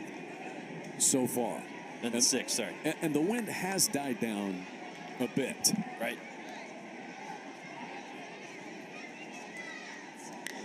Pulled through the right side, and it's a hit for John Spikerman. So Spikerman 1 for 4 now. He's chose the right side of the infield all game long. 3 in a row, he's grounded out to the second baseman, D. Kennedy. Finally gets one through the 4-hole, and he kind of pimps it a little bit as he's going down to first base. Oklahoma has at least 1 hit in every inning tonight, and that is 7 in total for the Sooners. And looks like that may do it for Max Grubbs. The Longhorn bullpen has been at the ready for some time. Grubbs, tough for him pitching around 5 errors, or trying to do so tonight. That home run by Willits is the only earned run that he will give in this game, but he will leave trailing 5-1. So Texas turning to the bullpen for David Shaw, junior left-hander out of Houston. We'll tell you about him when we come back. Build your future and Florida's tomorrow with a job in... The junior lefty David Shaw will enter things. He's out of Houston Kincaid High School and a transfer from Rice. Spent 2022 at Rice, 18 appearances there. He's just been a reliable, very effective guy out of the bullpen for a couple of years for David Pierce. 26 appearances last year with an ERA just above 3. ERA a little bit higher, but still a guy that you know you can go to the bullpen and get some outs. Yeah, another guy's going to throw strikes. Got 12 walks on the rear, 18 strikeouts to compare it to. Got a crossfire action. This is going to be a weird look. You kind of go from Grubbs that had that sinker at about 84 to 88. And you come to this, and it's just kind of a crossfire lefty, just a different look. Appearance out of them in a series, so you have to be a little more selective with it. There's Steve Rodriguez, who's acting as the head coach for David Pierce. David Pierce serving the 2nd game of his suspension for 2 games. And Chris Gordon, who came out to make the change, he and David Pierce regularly work on the pitchers anyway, so he's right in the mix at all times with regard to the pitching staff. So nothing out of the ordinary. Bryce Madron set to come to the plate here for Oklahoma. Sooners have a solo home run to start the inning from Jackson Willits and a base hit from John Spikerman. Spikerman is at first, nobody out. A 5-1 Oklahoma lead.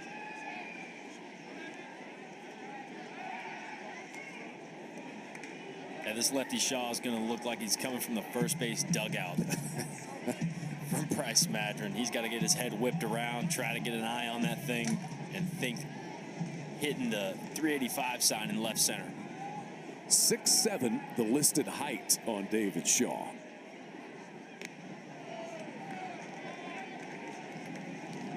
That fastball misses away to Madron, who's 0 for 3. Madron's lined out, flied out, and grounded out.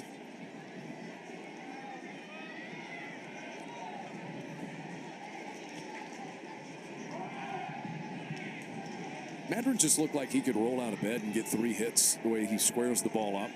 I mean, he's hasn't got a hit tonight, but doesn't mean he hasn't hit the ball hard. That's that same demeanor all the time. I've never seen him not have that face on. It's almost intimidating to walk up to and have a conversation with. Madron, preseason All Big 12, spent a couple of junior college years at Cowley County Community College. He's been the Big 12 Player of the Week twice this season for Oklahoma. Has Madron. Crowd kind of grumbling about the throws over. Spikerman's wearing that glove on his right hand to help protect after the hamate bone surgery.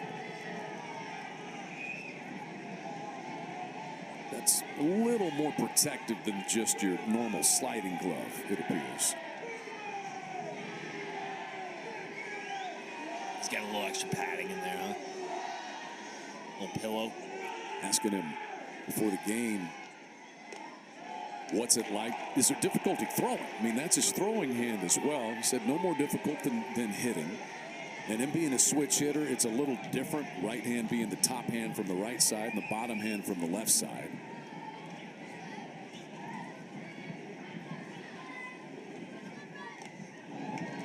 Big hack there from Madron. It's amazing. You know, he only missed 20 games. He had surgery on his wrist. As quickly as guys can get back these days. He's a tough kid, too. You know, he just wants to play for his guys, especially in front of this crowd. Makes it a little bit easier, pains a little bit less, you know, kind of feeding off the energy. Leader in the clubhouse. You said earlier he's a mentor to the younger guys. He's just trying to figure out a way to be helpful to this team. Longhorns really concerned about Spikerman over there. Obviously, he can run, center fielder, got very good speed. What might Oklahoma be thinking in this situation offensively? You got a tough left-on-left matchup with Madron. You're just trying to find a way to get to second base and stay away from this. Kennedy rolls to the shortstop. Flores for one. The throw to first. Madron able to scoot down the line effectively. So he beats the wrap. And with one away, he'll be at first base. And Easton Carmichael gets a crack.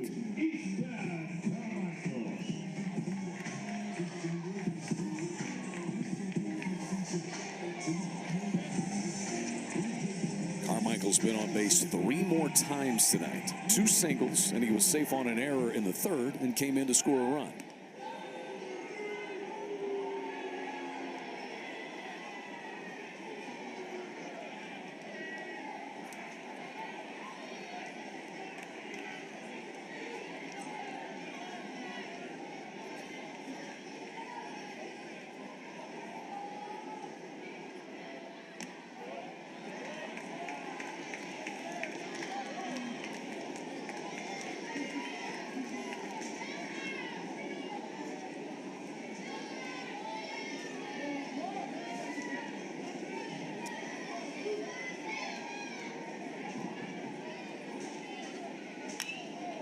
Pulled foul outside of 3rd. 1-1 to Easton Carmichael.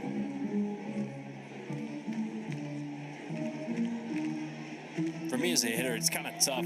That was a breaking ball by Shaw. It was hard for me to pick up spin when guys are really big crossfire like that. Like I said, it looks like he's throwing from that almost the other side of the mound.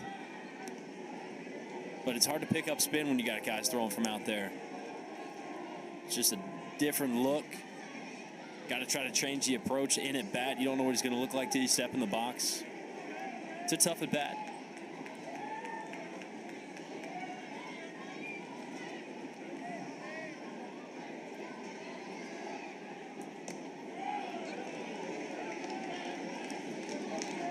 Good job there by Galvan to hop up out and save that one from going to the backstop. Count is now 2-1 on Easton Carmichael. Feel like a dangerous pitch for him to have to make right here. Yeah, it can't be over middle of the plate. You don't mind walking this guy. You're just trying to keep it right here. He was really careful. 3-1 now. But you got Snyder right behind Carmichael that can do just as much damage. Got to find a way just to keep it away. Go to a pitch that you like, whether it's a slider down and in or a fastball up away. Try to get a ground ball.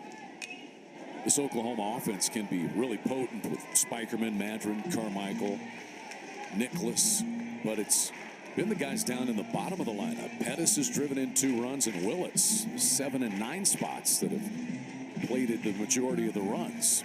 Mudler had a home run taken from him. Yeah. Did on a great play by Will Gasparino, right fielder.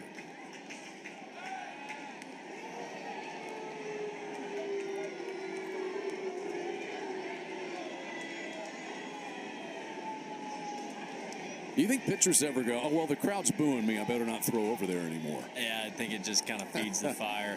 I'd keep throwing over there if I was Shaw. There goes Madron. The pitch is swung on and missed. It's a strikeout. Madron will steal second base. Madron nearly slid past the bag. So Carmichael strikes out. That's a big out for Shaw. Madron going first move. Really good jump. He's pretty quick. He's pretty good at everything he does on a baseball field. That's his 12th stolen base on the year. You think about where and he was 2-1 on Carmichael, was able to come back and strike him out. Takes a lot of guts. I like the look, too.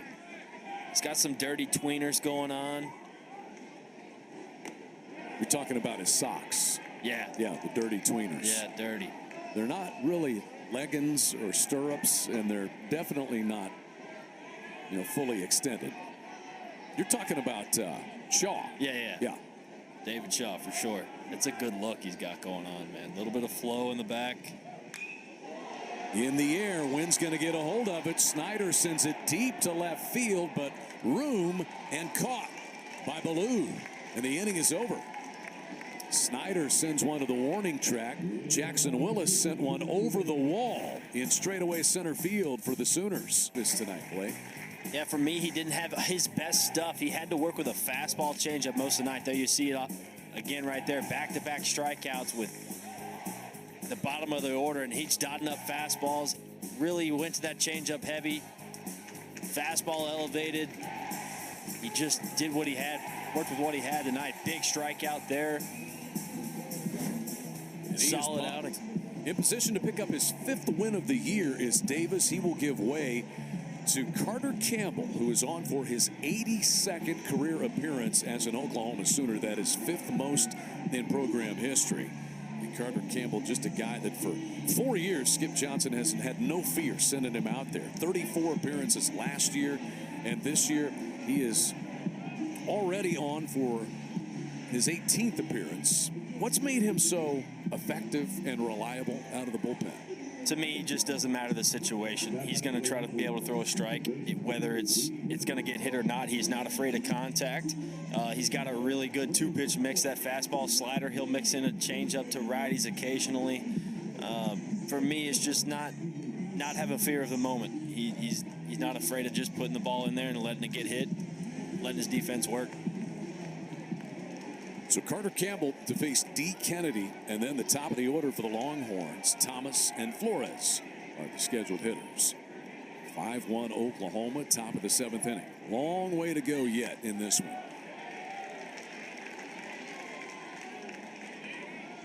And we saw Campbell at Wichita State in the midweek, 2 innings, 1 strikeout, no runs, no walks. It was the BYU series where he had an inning and a third, gave up 3 in that inning. Just a real rarity for him to give up that many. But as you said, came right back with 2 scoreless innings against Wichita State.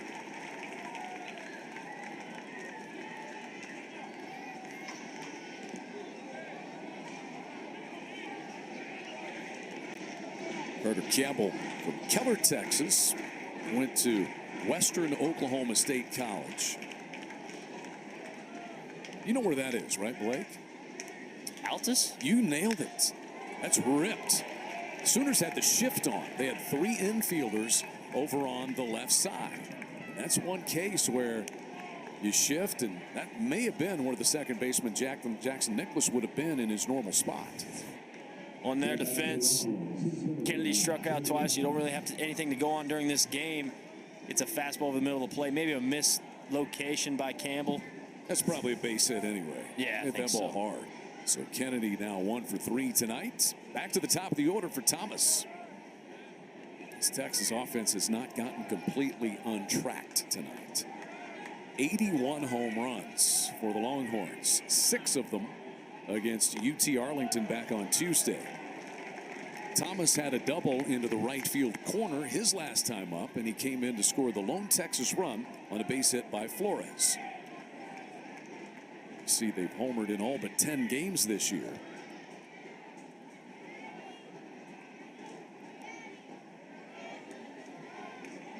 Not just a home run, they've had 14 games of 3 or more home runs. It's incredible. David Pierce said sometimes a little too reliant on the long ball. He likens it to a basketball team that's too reliant upon the three-point shot, which I believe all basketball teams these days seems like are reliant upon the three-point shot. Especially in the NBA, right?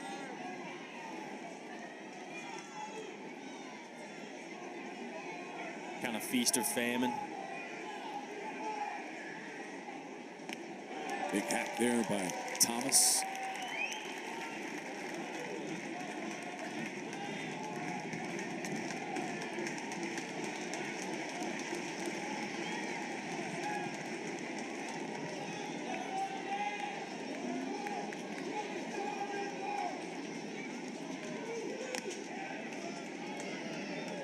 Velocity from Carter Campbell, not quite what you see from Braden Davis.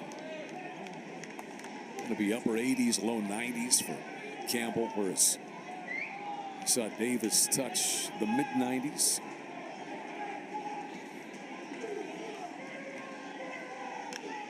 I can't get over Braden Davis. You watch him throw his changeup, and you just think, well, why doesn't everybody try to master one of those? Right, and there's times where he doesn't have it in his outings, and tonight it just like he had feel for it, and sometimes that thing just rolls out of the hand, and you're like, man, that's money. I got to keep repeating that. And he did it all night long, and you kind of cloak and dagger it with the fastball, and I'm telling you, it's a dangerous pitch if you know how to throw it. 2-2 to Thomas. Rifle through the left side, and here comes the Longhorn attack. First 2 men have reached in the 7th as Thomas has his second hit of the night. Now you face the dangerous Jalen Flores. He's got good direction here. It's a fastball down, low and away. For me as a lefty, I love that pitch. You get Jackson Willis out of position. It's a good piece. It's now for Texas, and Jalen Flores has 3 of them. He will come to the plate. So Carter Campbell has come on, and the first 2 men have singled off of him.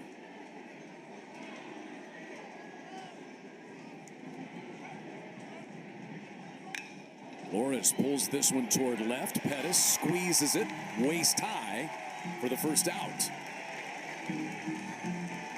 Flores certainly didn't get all of it, and those are kind of tough ones to read off the bat for left fielders. You hit it on the nail on the head right there. It's a one where you don't know if it's going to carry all the way. You don't know if you're going to dive or have to slide or stay standing up until you're about almost on that baseball.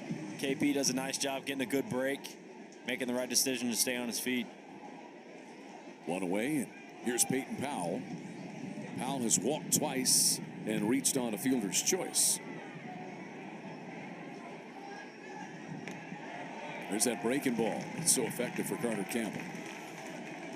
That's at 82. His fastball sits at 88 to maybe 90 at times. It's hard.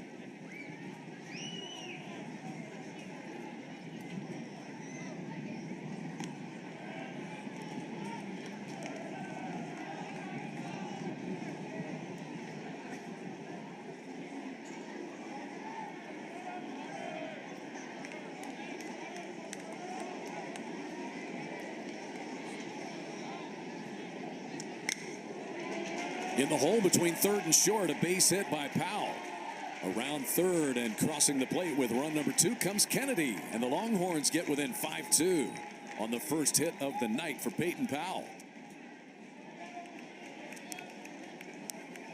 He's had good at bats all night, Chad. Grounded into a fielder's choice his first at bat, 2 walks. Then he does a nice job of staying on the slider way away. See how deep he lets that thing get. That's the eyes on the ear. And here's the cleanup man, Max Ballou.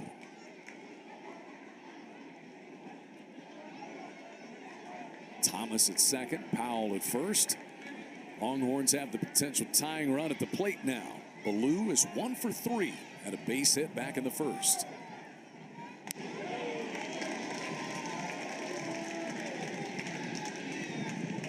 Ballou struck out in the third, then hit into that strange play in the 5th inning where he hit a one-hopper to the Sooner shortstop Jackson Willits. Willits kind of bobbled it and then touched second base, and they got the runner at the time. Flores hung up between second and third and were able to tag him out for a double play. 0-2 here on Max Ballou.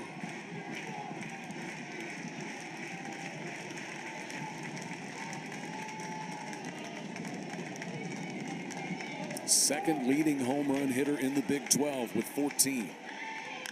0-2, bouncing ball to third. Mackenzie waits, goes to second for 1. The relay to first, not in time from Jackson Nicholas. So down to third goes Thomas. Peyton Powell cut down at second, and Ballou safe at first.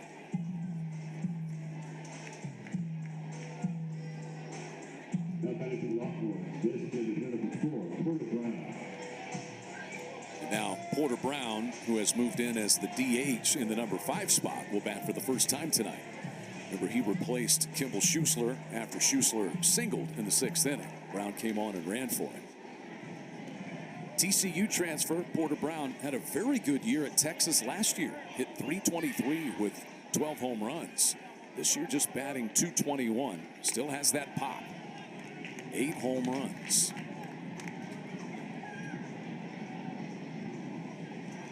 Redshirt senior out of San Antonio.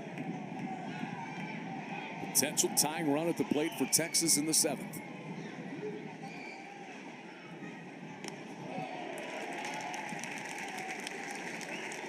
It's going to be interesting to see how Skip pieces this together for 2 more innings.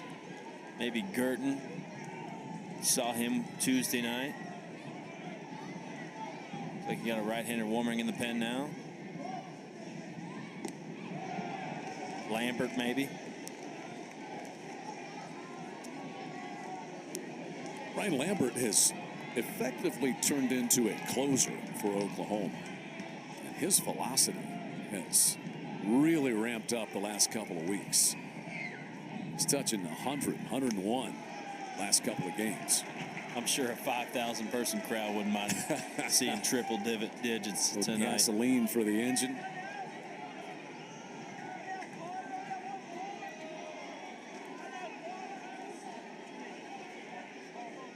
3 balls and a strike to Porter Brown.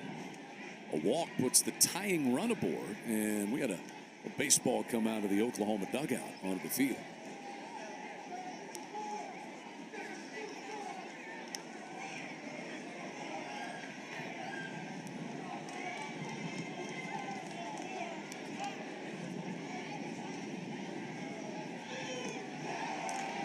There's ball 4, a little bit outside.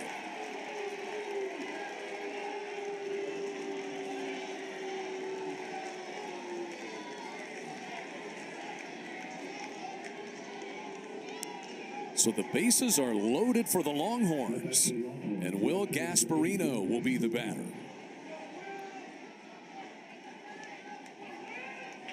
Wonder if Gasparino and Mudler are having a conversation here at the plate after Gasparino robbed Mudler of a home run back in the 5th inning. Skip Johnson is out of the Sooner dugout with the bases loaded and 2 down. And he is making a call to the bullpen. Go to a right-hander, it would appear. And we saw Carson Atwood getting loose earlier. Let's see if he is summoned. And he is. So Carson Atwood thrust in the middle of the fire in the Red River rivalry. Texas with the bases loaded. Down by 3. Wood, the senior from down the road in Ardmore, Oklahoma. And he will have to deal to Will Gasparino in just a moment. But Carson Atwood, again, effective, if not super effective, out of the bullpen for Skip Johnson again this year. He also pitched at Wichita State on Tuesday. Through that BYU series, 2 innings there, 1 hit, no runs. Twice at the BYU series. He has been effective on the year. He's 0-0, got a 3.32 ERA. Pounds the zone, works a cutter in. It's hard. It seems like a bowling ball coming in there. History. Carson Atwood, Silo High School. He has not allowed a walk in his last 5 appearances and not allowed a run in his last 7 1/3. Will Gasparino for Texas, 0 for 3 with 2 strikeouts. Longhorns have hit 5 grand slams this year, one of them by Gasparino.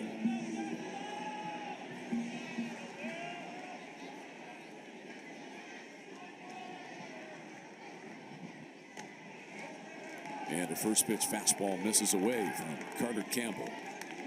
Gasparino had his problems with Braden Davis, struck him out twice.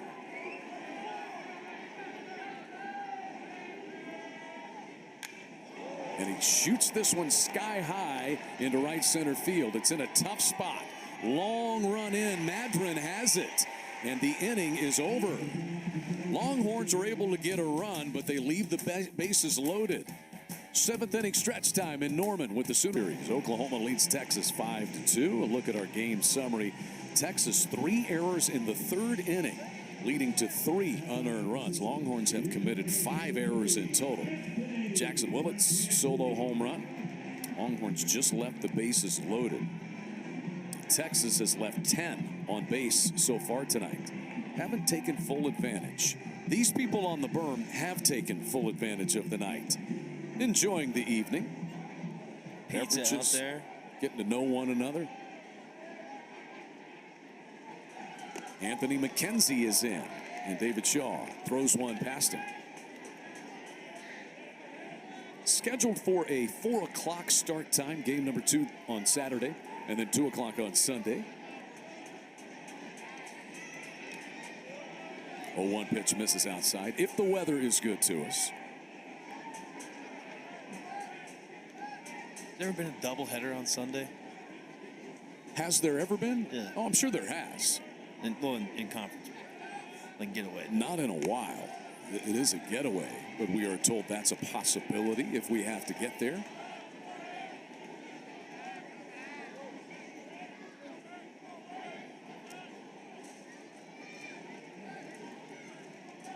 Kenzie has been on base 3 times tonight, one of them with a base hit. Lifts this one in the air to right. Gasparino is back to the wall. He'll look up and watch this one sail out of here. It is gone. A solo home run by Anthony McKenzie. And Oklahoma gets a little breathing room. It is 6-2. It is the second Sooner home run of the night. And it's presented by Mathis Home, the official furniture sponsor of OU Athletics. It's his 5th on the year, Chad. It's a really good approach off a tough lefty Shaw. This is going to be a fastball, belt high. He just clips this thing. Yak it. He knows it off the bat. Look at that. So Nicholas trying to bunt his way aboard. Pops this one up foul.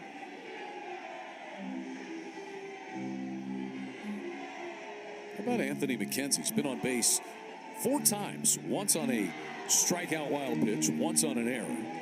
Then had a base hit in the 5th and the home run here.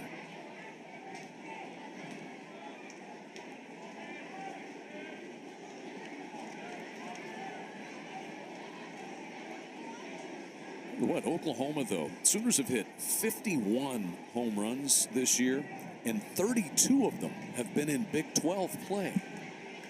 Power stroke has come to life. And I'll tell you what, a lot of it has to do with it warming up at L. Dale. You get a south wind rolling, it's just a launching pad. The wind has picked up even. This is ripped, just foul off the bat of Jackson Nicholas. And it is 0-2 to the Sooner second baseman. Nicholas reached on an error and scored a run in the second. He's also flied to left and rounded out to second base tonight. And so Oklahoma 32 home runs in conference play. Texas has hit 37.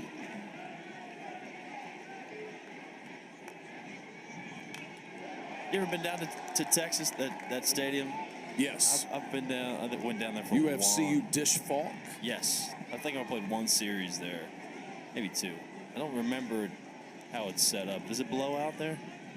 I don't know. You mean you played there and you can't remember? I've got a bunch of How many years times did you get hit in the head in your career? I've got so many concussions on the books, off the books.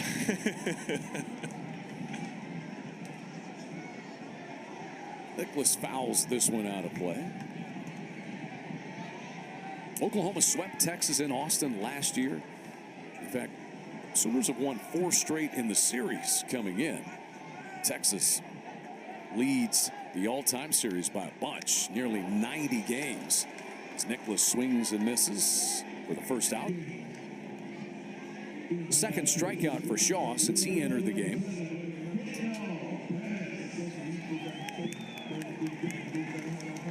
And Kendall Pettis, who's driven in 2 runs tonight, will be the batter.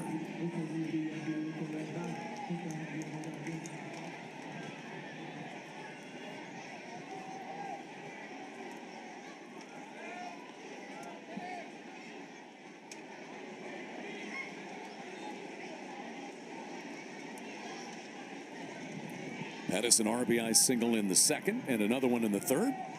Fly to center field in the 5th inning.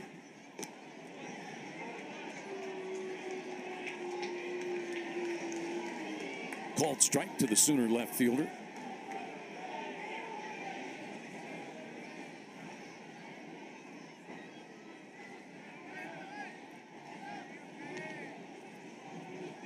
That one bounces up and hits him.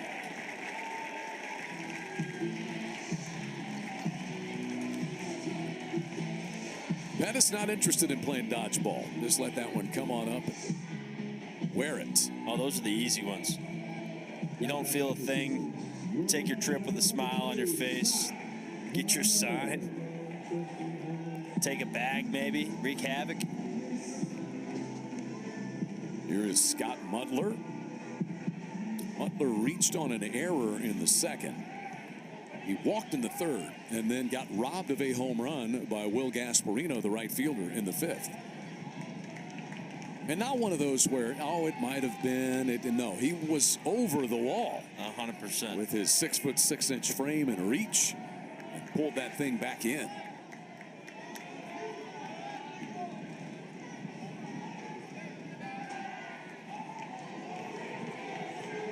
Low throw there, skips into Borba's glove.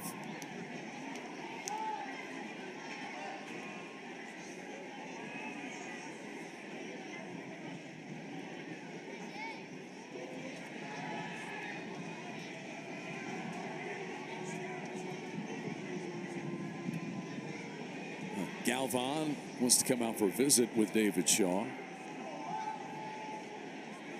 They talk about what pitch they want here. Best ground ball pitch to get him out of the inning.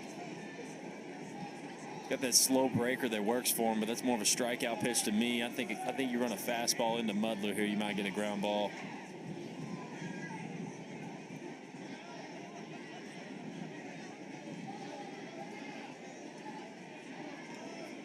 Mutler, originally out of Johns Creek, Georgia.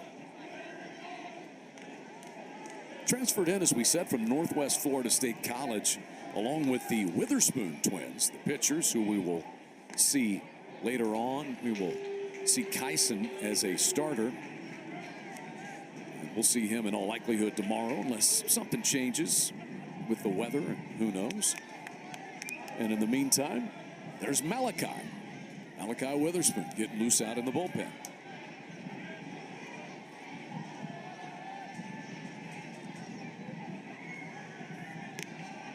Little up and away here to Scott Mudler.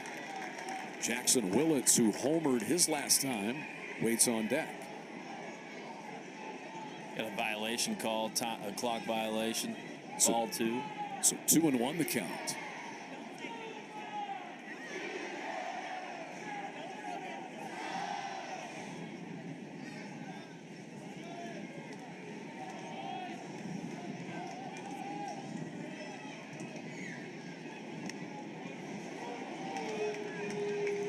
What'd you think about that series in Arlington? Did you like that? I don't mind it. Would you like to see it again? I like the feature game a little bit like the Oklahoma-Texas football game. Yeah. Location, big league stadium.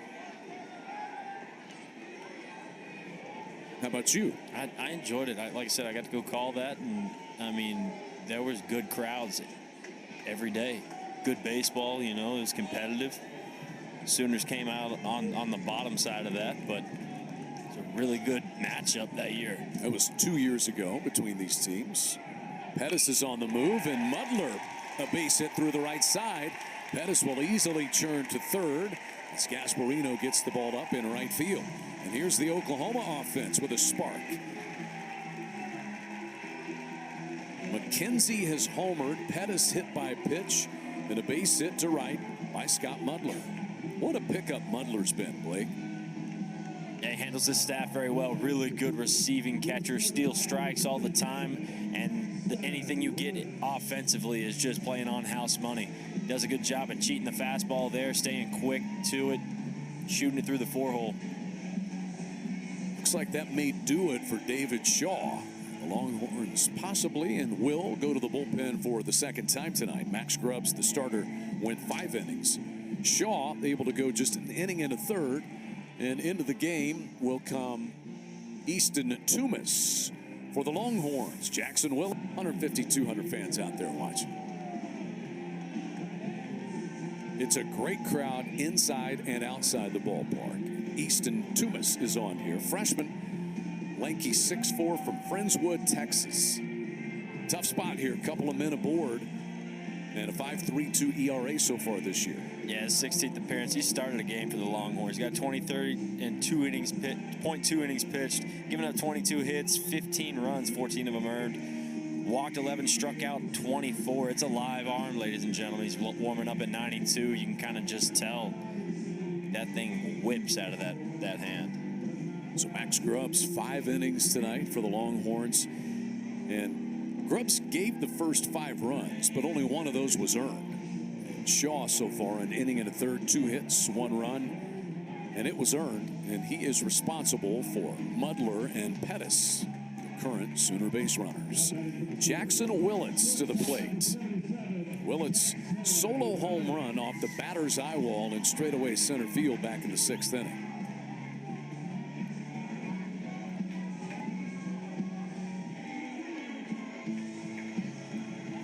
You were talking about this with Willits. He hits home runs in bunches. He's got 6 on the year, and he has 2 two-homer games. Had a 2-homer game against Kansas State, and then the Bedlam series as well against Oklahoma State. He had a 2-homer game.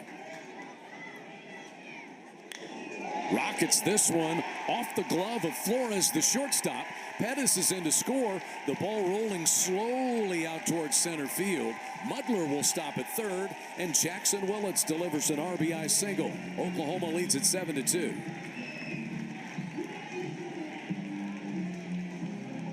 And he just keeps going, Chad. Fastball, middle of the plate, doesn't do too much. Just hit a home run on the last at bat, just sticks to the middle approach. That thing's roped. This is a good bat for the Sooners to have late. Jackson Willits really coming to life here. Looks like Flores is a little shaken up after he went diving at that ball. And they're checking on the Texas shortstop right now.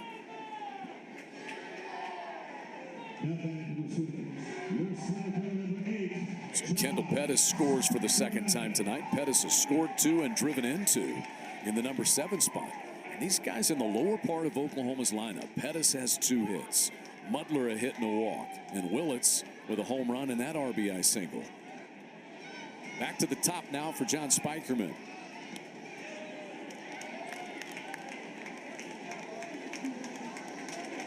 Spikerman had a base hit back in the 6th. He is 1 for 4 with an RBI in this game.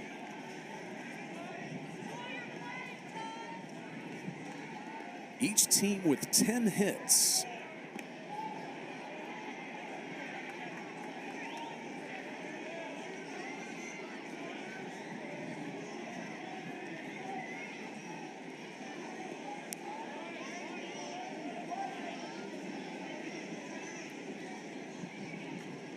Dumas deals, roll to the second baseman. Up with it is Kennedy. And way too speedy is Spikerman. He'll beat the wrap. And the Sooners score another run. Mudler races in from third base. And Spikerman will get credit for a fielder's choice that drives in Sooner run number 8. He's had 2 at-bats where he's just jumped on a fastball early in the count. He did it earlier for his first RBI in the 2nd inning. Does it here again. He's got a runner on third base, less than 2 outs. Jumps a fastball and just drives it into the ground to pick and beats out the throw to pick up an RBI. So the Sooners adding 3 runs here in the inning.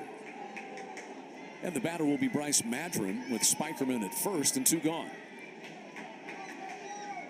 Madron without a hit so far tonight, 0 for 4. That one squirts away from Galvan. And Spikerman will move up a base. Be a wild pitch against Dumas. It's fun to see him back out on the field. He's just majestic on the base paths. This is a pretty easy dirt ball read, but just to see him running full speed again around the base paths is fun. Backhanded this time by Galvan.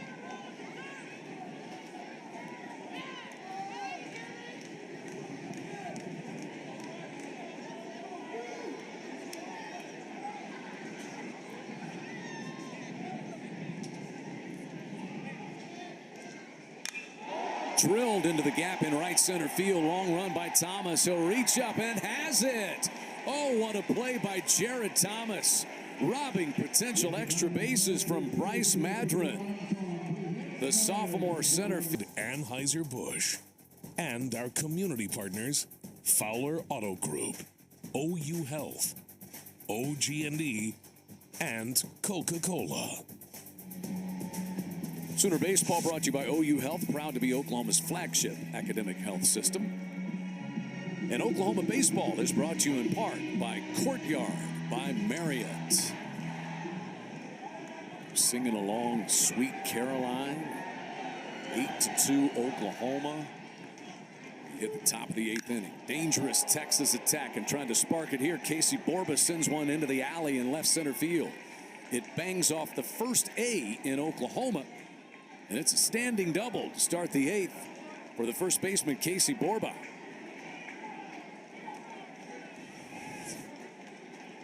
Yeah, jumps a fastball. That thing's roped. On time, quick, level through the zone. And watch that on replay all night. 7 doubles for Borba. That is his first hit of the night. Brings in the catcher, Rylan Galvan. Rylan Galvan is 1 for 3, had a base hit back in the 4th. In the air to right, well hit. Madron circles back to the wall and races it down. He will throw back in, but Borba is able to get back. Rylan Galvan gave it a ride. Bryce Madron runs it down. This is another good swing. Fastball elevated up and away. Galvan does a nice job of clipping it. Might have been a base running mistake by Borba. That's got to be a tag all the way. Galvan watching that ball go into the corner. I think he thought it was safely going to be down. You hit a ball like that, you expect to have a hit. Skip Johnson out of the Sooner dugout. Maybe it for Carter Campbell. Braden Davis, the starter, went 6 innings. Should say for Carson Atwood. We saw Carter Campbell as well. And the Sooners will go back to the bullpen. Skip Johnson will go back to a lefty, and we will see Jet Lotus, the fourth Oklahoma pitcher of the night. Sooners lead 8-2, one away in the top of the 8th inning. An RBI single, and then John Spikerman an RBI groundout. Good for the 8-2 Oklahoma advantage. Here's Jet Lotus, senior lefty, Yukon, Oklahoma, very reliable again. He'll face D. Kennedy here. It's a guy that Skip Johnson just has trust that he'll come out and throw strikes, Blake.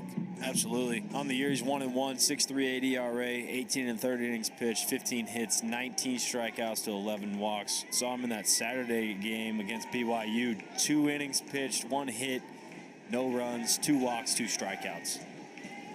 Longhorns, it looked like, will go to the bench for Jack O'Dowd, left-hand hitting second baseman. He bats for Kennedy. So O'Dowd batting 189 on the year. Borba is the runner at second. He doubled to start the inning. O'Dowd's a Vanderbilt transfer. Spent 2021 there. Dad Dan, longtime Major League Baseball general manager.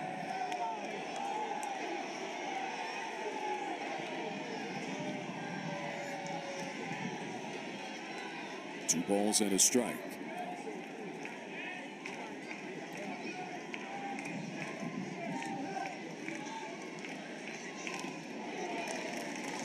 Squibs that one foul to square the count. Top of the order, Jared Thomas on deck for the Longhorns.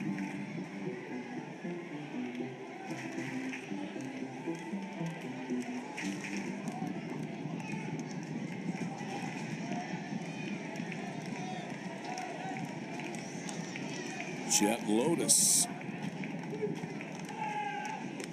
Swung on and missed. Off-speed pitch kind of elevated there, Blake. Definitely a mistake. That thing was up, gets away with it. It'll be a slider, just cements. That thing's right over the heart.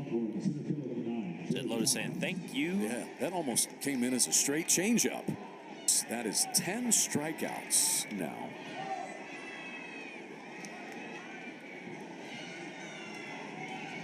Oklahoma, 21 double-digit strikeout games in 40 games this year. And 9 of those were by the starter, Davis. So here's Jared Thomas. Has a hit in his last 2 at-bats. Doubled and scored in the 5th, and then had a base hit in the 7th. In the air, deep right center field. Madron back to the warning track. This one is gone. It's a 2-run home run for Jared Thomas, and the Longhorns are not done yet. 3 hits in the game for the Texas center fielder.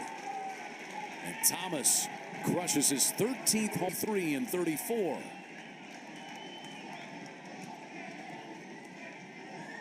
Kind of just expecting it at this point. It's going to happen. Fastball up in the zone. Thomas gives the full treatment.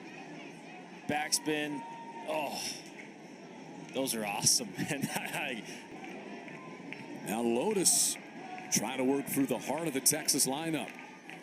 Flores to the plate. He's got 15 home runs. And strike 1. 2 down in the inning. Flores, 3 hits in this game. All 3 of them singles in his first 3 plate appearances. Then he flied out to the left fielder Kendall Pettis. 0-2.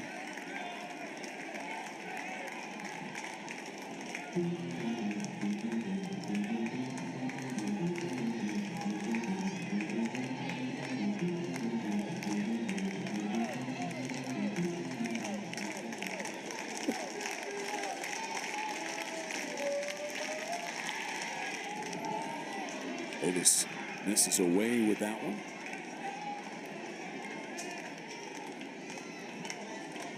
Haven't really had an answer for him. Flores had really good at bats. Solid hit balls all night. Going with a slider. 93-mile-an-hour fastball. Why I'm up here in the booth.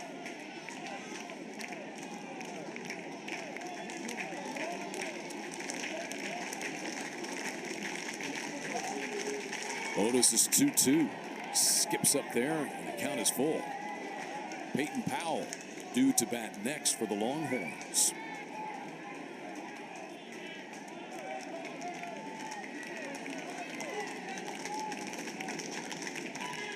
A rocket that hits Lotus's glove, barehanded by Willits. The throw is in time. Somehow Willits is able to charge and make that play. That knocked Jet Lotus's glove off. A missile hit by Jalen Flores.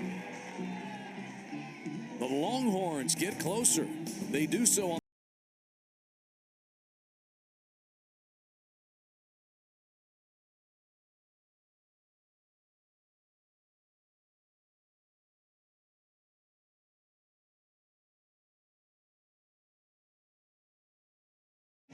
I just don't know if there's enough to overturn that. See, Chad, it kind of comes back to the heel of the glove, hits it there, he's out. Yeah, I think that's an out. Good job. Great freeze frame.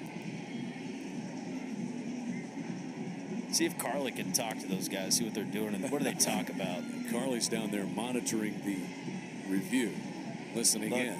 She's about to knock on there.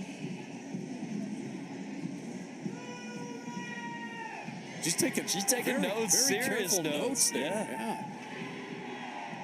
Maybe an investigation.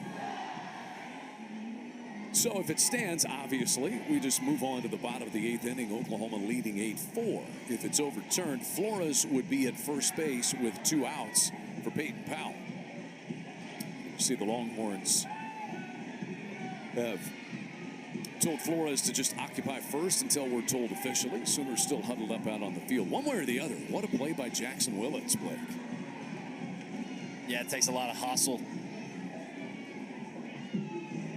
Kind of bobbles it a little bit, keeps it in, makes a sharp throw to Snyder. I think we got an out coming up. And it is confirmed by the plate umpire, Chris Koski. You're looking at Doug Williams jogging back out to his spot. So the call is confirmed, and the inning is over. 8-4 Oklahoma. And to the bottom of the 8th we go in Norman. See that hat? Yeah. Yeah. The hill is not usually occupied. We've got some who have ventured out onto it tonight. That's in the ballpark, and there's the berm outside the ballpark where festivities are ongoing. New pitcher here for the Longhorns is Andre Duplantier II. Redshirt junior, Humble, Texas. And he will face Easton Carmichael.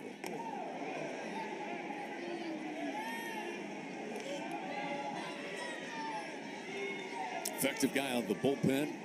5th year at Texas, and he missed 2021 with injury. His brother Jaden also on this Longhorns team, and that is hit in the air to center by Carmichael. Jared Thomas started back a step and comes in to make the play. Easton Carmichael retired to start the 8th. Jared Thomas has had an adventurous night out there in center field. He's chased down a couple of balls, had an error. Michael Snyder, the Oklahoma first baseman, is in. Yeah, you're right. That was probably the easiest play he's had all night, huh, Yeah. Chad? Moved 3 steps to make a catch.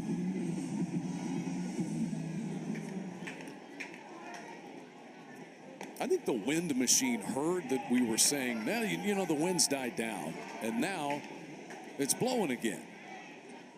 I think the Weather Center creates weather instead of reports. It's a block away. They can do what they want.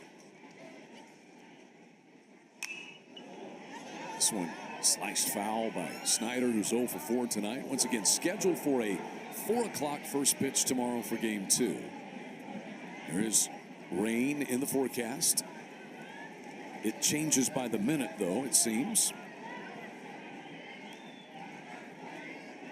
Just have to kind of pay attention. Any notifications. All your social media channels will have that, except TikTok. I'm not sure it'll be on TikTok. If there's a change, will you go on TikTok with a TikTok report and tell people it's changed? I wouldn't mind it. Okay. I'll hit a little I'll be TikTok famous. As long as I'm something famous.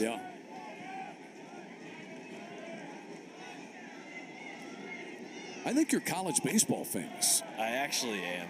I got a story for you, Chad. I got picked off in the Big 12 tournament. Backpicked. Embarrassingly backpicked. And it was all over Twitter for about a week.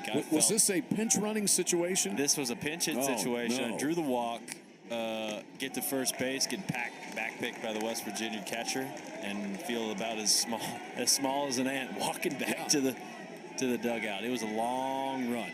And come open my socials, and it's all over social media. People telling me to quit baseball. 4 years later, they got their wish. You should get that play and retweet it and say, you were right, I'm out. You're right, I'm done. I'm done. Wow, you're social media famous. You're practically a Kardashian. Michael Snyder draws the 1-out walk. And Anthony McKenzie, who homered his last time and has been on base 4 times tonight, will come to the plate. It's been an adventure for McKenzie. He reached first on a strikeout wild pitch. He's been safe on an error, a single, and a home run. And there's a stolen base as Duplantier not really paying any attention to Michael Snyder. Just takes second.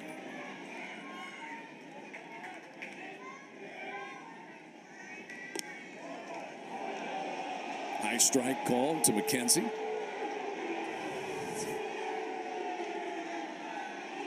Yeah, he timed that up perfectly. Boy, Snyder getting in the action. Hey, he's 7 for 7 in the stolen base department.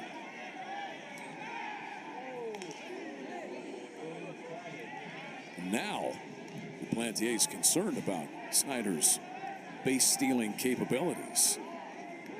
Or it's just a hey, cut it out. 4-run game. Got to get in scoring position, find an extra run here. Wind blowing out, no lead is safe. McKenzie has now driven in 11 runs in his last 9 games. He's been a big part of this Oklahoma winning streak. Snyder timed that one up, and he's going to steal third.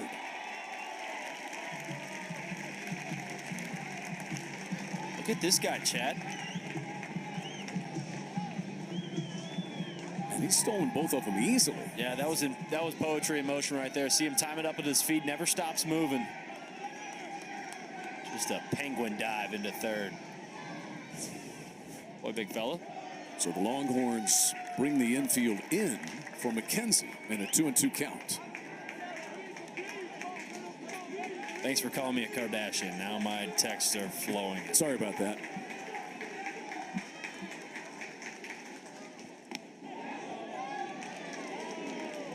Ball 3. Duplantier, really reliable, a guy that you can use a couple of times in a series. So we'll see how they choose to play it. But the Longhorns did not want any more scoring by the Sooners. And there's a walk to McKenzie. So Duplantier's come on, and he has walked Snyder and McKenzie in the 8th inning. Yeah, absolutely right in the use of Duplantier. Rodriguez thinks he's got a chance of winning this ball game with his offense, which you do. As a powerful Longhorn offense, hitting home runs all over the place. You got to try to keep it right here. You're 1 pitch away. Jay Nix liable to hit a ground ball here and there. Find your best pitch, get a ground ball, get out of it, go score some runs. Walks a rarity for Duplantier. He is at 30 strikeouts and now just 13 walks. Nicholas 0 for 4 with the run scored. Returning to the second base position tonight. Working his way back from injury. Missed the BYU series last weekend. But he has been red hot, in particular in Big 12 conference play. On base percentage 500 coming in.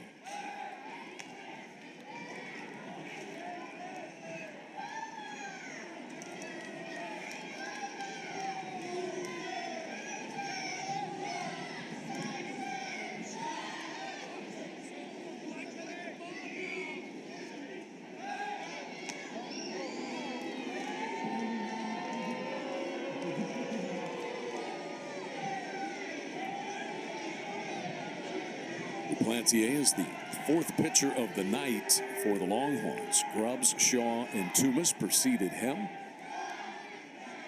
There goes McKenzie. The throw goes through by Galvan. It goes into center field, and racing in to score comes Snyder. This is that chaos that Reggie Willits talks about with his Oklahoma offense. It's a really good first and third situation. Got a good pitch to run on. If he throws through, Snyder's going all the way. You get a ball that squirts through there. It's an easy pickup for a run. Snyder steals second, third, and home. Nicholas grounds out to the first baseman Borba. And McKenzie will trot on down to third. He's there with 2 down. And Oklahoma getting an insurance run here on the double steal and a 9-4 lead.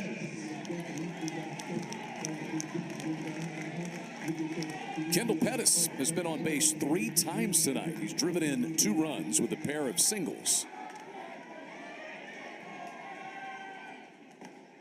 This Oklahoma offense, Blake, we talked about it during this winning streak. They're averaging nearly 10 runs per game. And here they are. We've just, as Skip Johnson uses the word, separated.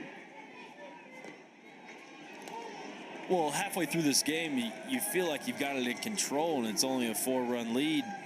And they score a run. You know, this is a little bit closer than you expect. The Sooners have done a nice job of separating themselves, getting what I like to call jug runs late in the game. Runs like this can just provide some insurance. They're not giving away at bats, and they're staying locked in at the dish.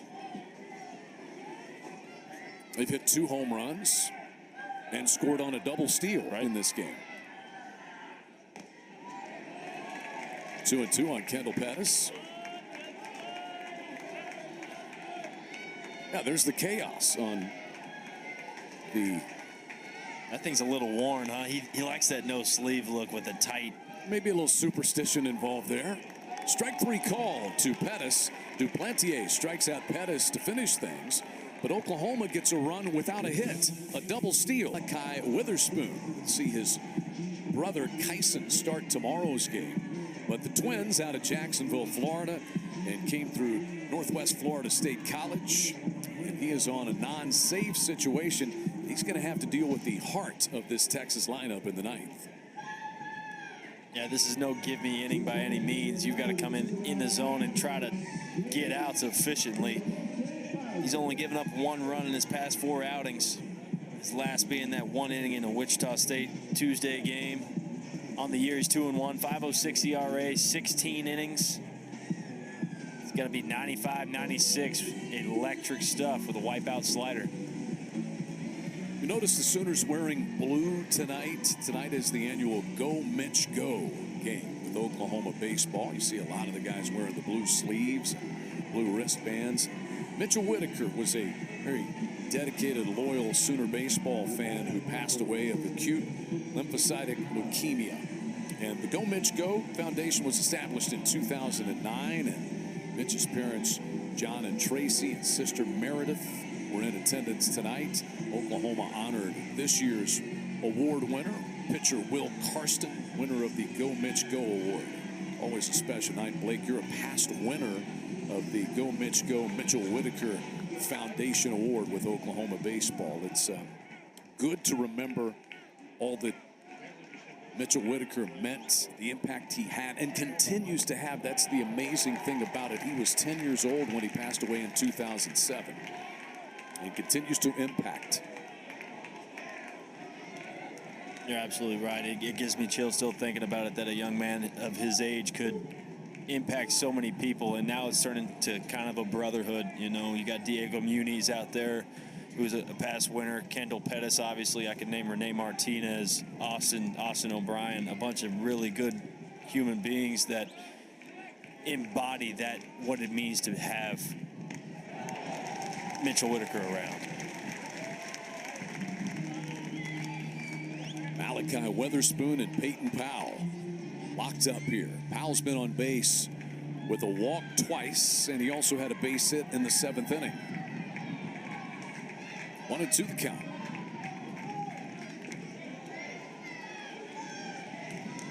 velocity mid to upper 90s.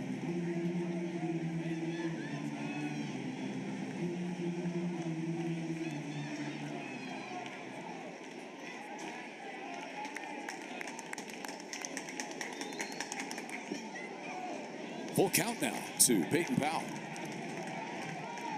Max Ballou, the left fielder, waits on deck.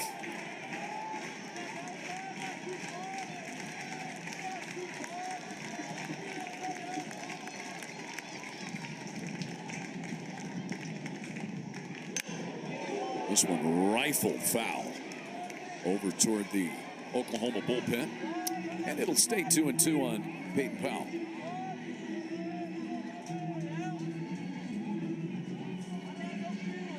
There's a monster hiding in these Texas bats, I'm telling you. There's a lot of good swings, a lot of good approaches tonight. Not pull happy. Using the whole field throughout the lineup. There's ball 4. It's a leadoff walk to Powell, who walks for the 3rd time tonight.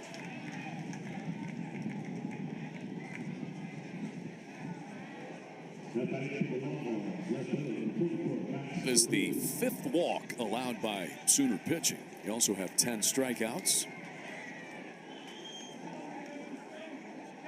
And Max Ballou will be the batter. He's 1 for 4 with a base hit back in the 1st. 14 home runs for Ballou, 2nd most in the Big 12 this year. And a first pitch strike from Malachi Witherspoon.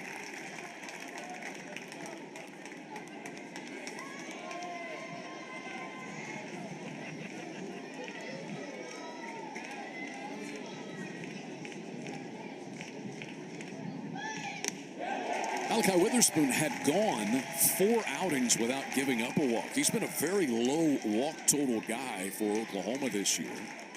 There's his brother Kyson.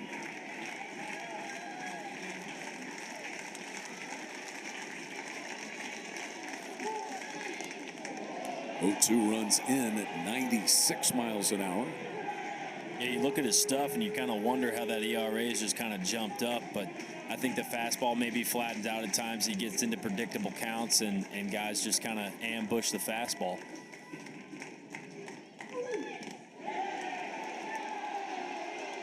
No swing. The appeal down to 3rd, and Joshua Nolan says that Ballou did not go around.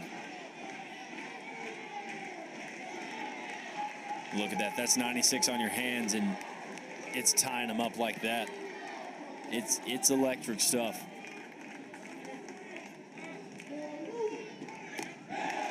Swing and a miss at a fastball was out of the strike zone. That's the 11th strikeout for Oklahoma pitching tonight.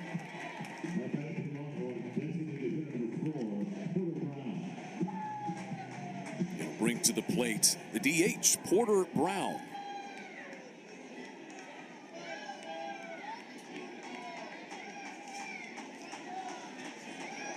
Sooners look to extend their winning streak to 9 and their Big 12 winning streak to 7.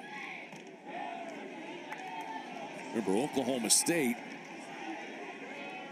and BYU playing. Oklahoma State, Texas, and West Virginia were in a 3-way tie for 2nd coming into the weekend. They were all 3 games behind Oklahoma, but Oklahoma State has already won 2 games from BYU up in Stillwater this week, and they're playing a 3rd game tonight, so they'll have their series wrapped up by night's end. Skip Johnson walks out of the Sooner dugout. They're running out of K's over there beside the Oklahoma dugout. Now, I think Pat and Richard keep them stocked up down there. Not going to be a problem. Yeah. What do you think? You got at least to have something to match Kerry Wood, 20? 20 strikeouts. Clemens did that, a former Longhorn. Just a visit from Skip Johnson. Oklahoma State has swept BYU today, so they have won all 3 games of that series before this one even completed 1 game. They played last night in Stillwater and a doubleheader today. And so Oklahoma State is now 16-7 in Big 12 play. So still 3 games behind Oklahoma in the loss column. But Oklahoma State has more conference wins. I'd be willing to bet that a strike always follows a mound visit. No, it's like 95% of the time. I'm with you. Porter Brown held up, but it's a strike anyway, and it's 2-2. See, this is the stuff I wish I would think about when I was playing, because I would just try to ambush a strike stuff. Yeah, you're the batter. You say, okay, coach just came out. He's about to groove one just to prove he can throw a strike. Right.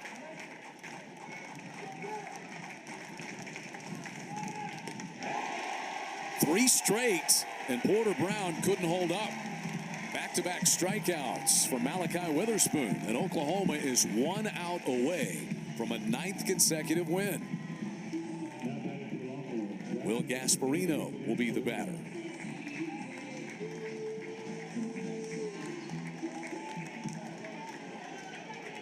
There he goes.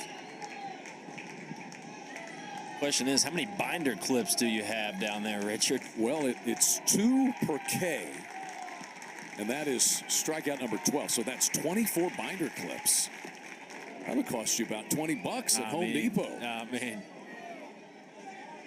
oh, he's got them stacked up right there. There we go. Still plenty in reserve. Yeah, he's got plenty. I'm telling you, it's at least he's got enough for 20 down there.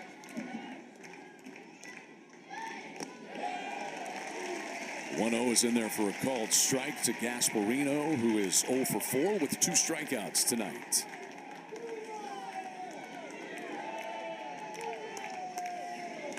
Leadoff walk to Peyton Powell. He remains the runner at first. There's strike 2. 94-mile-an-hour fastball as Sooner fans come to their feet.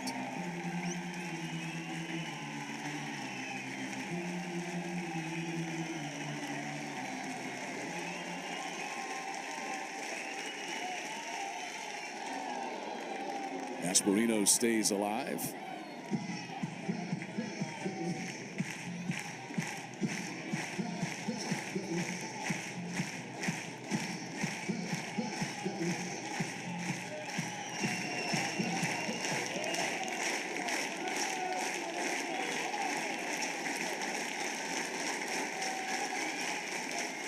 Swing and a miss, strike 3. Malachi Witherspoon strikes out the side in the 9th, and Oklahoma has won its 9th game in a row and archived on the ESPN app. This has been a presentation of ESPN.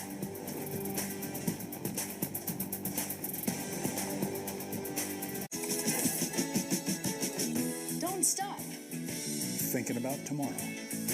Don't stop investing in your future. For help living well today and tomorrow, talk to an experienced Trustmark wealth advisor to save for education or plan for an early retirement. For generations, we've helped people live their dreams. Let us help you. Trustmark. People you trust. Advice that works.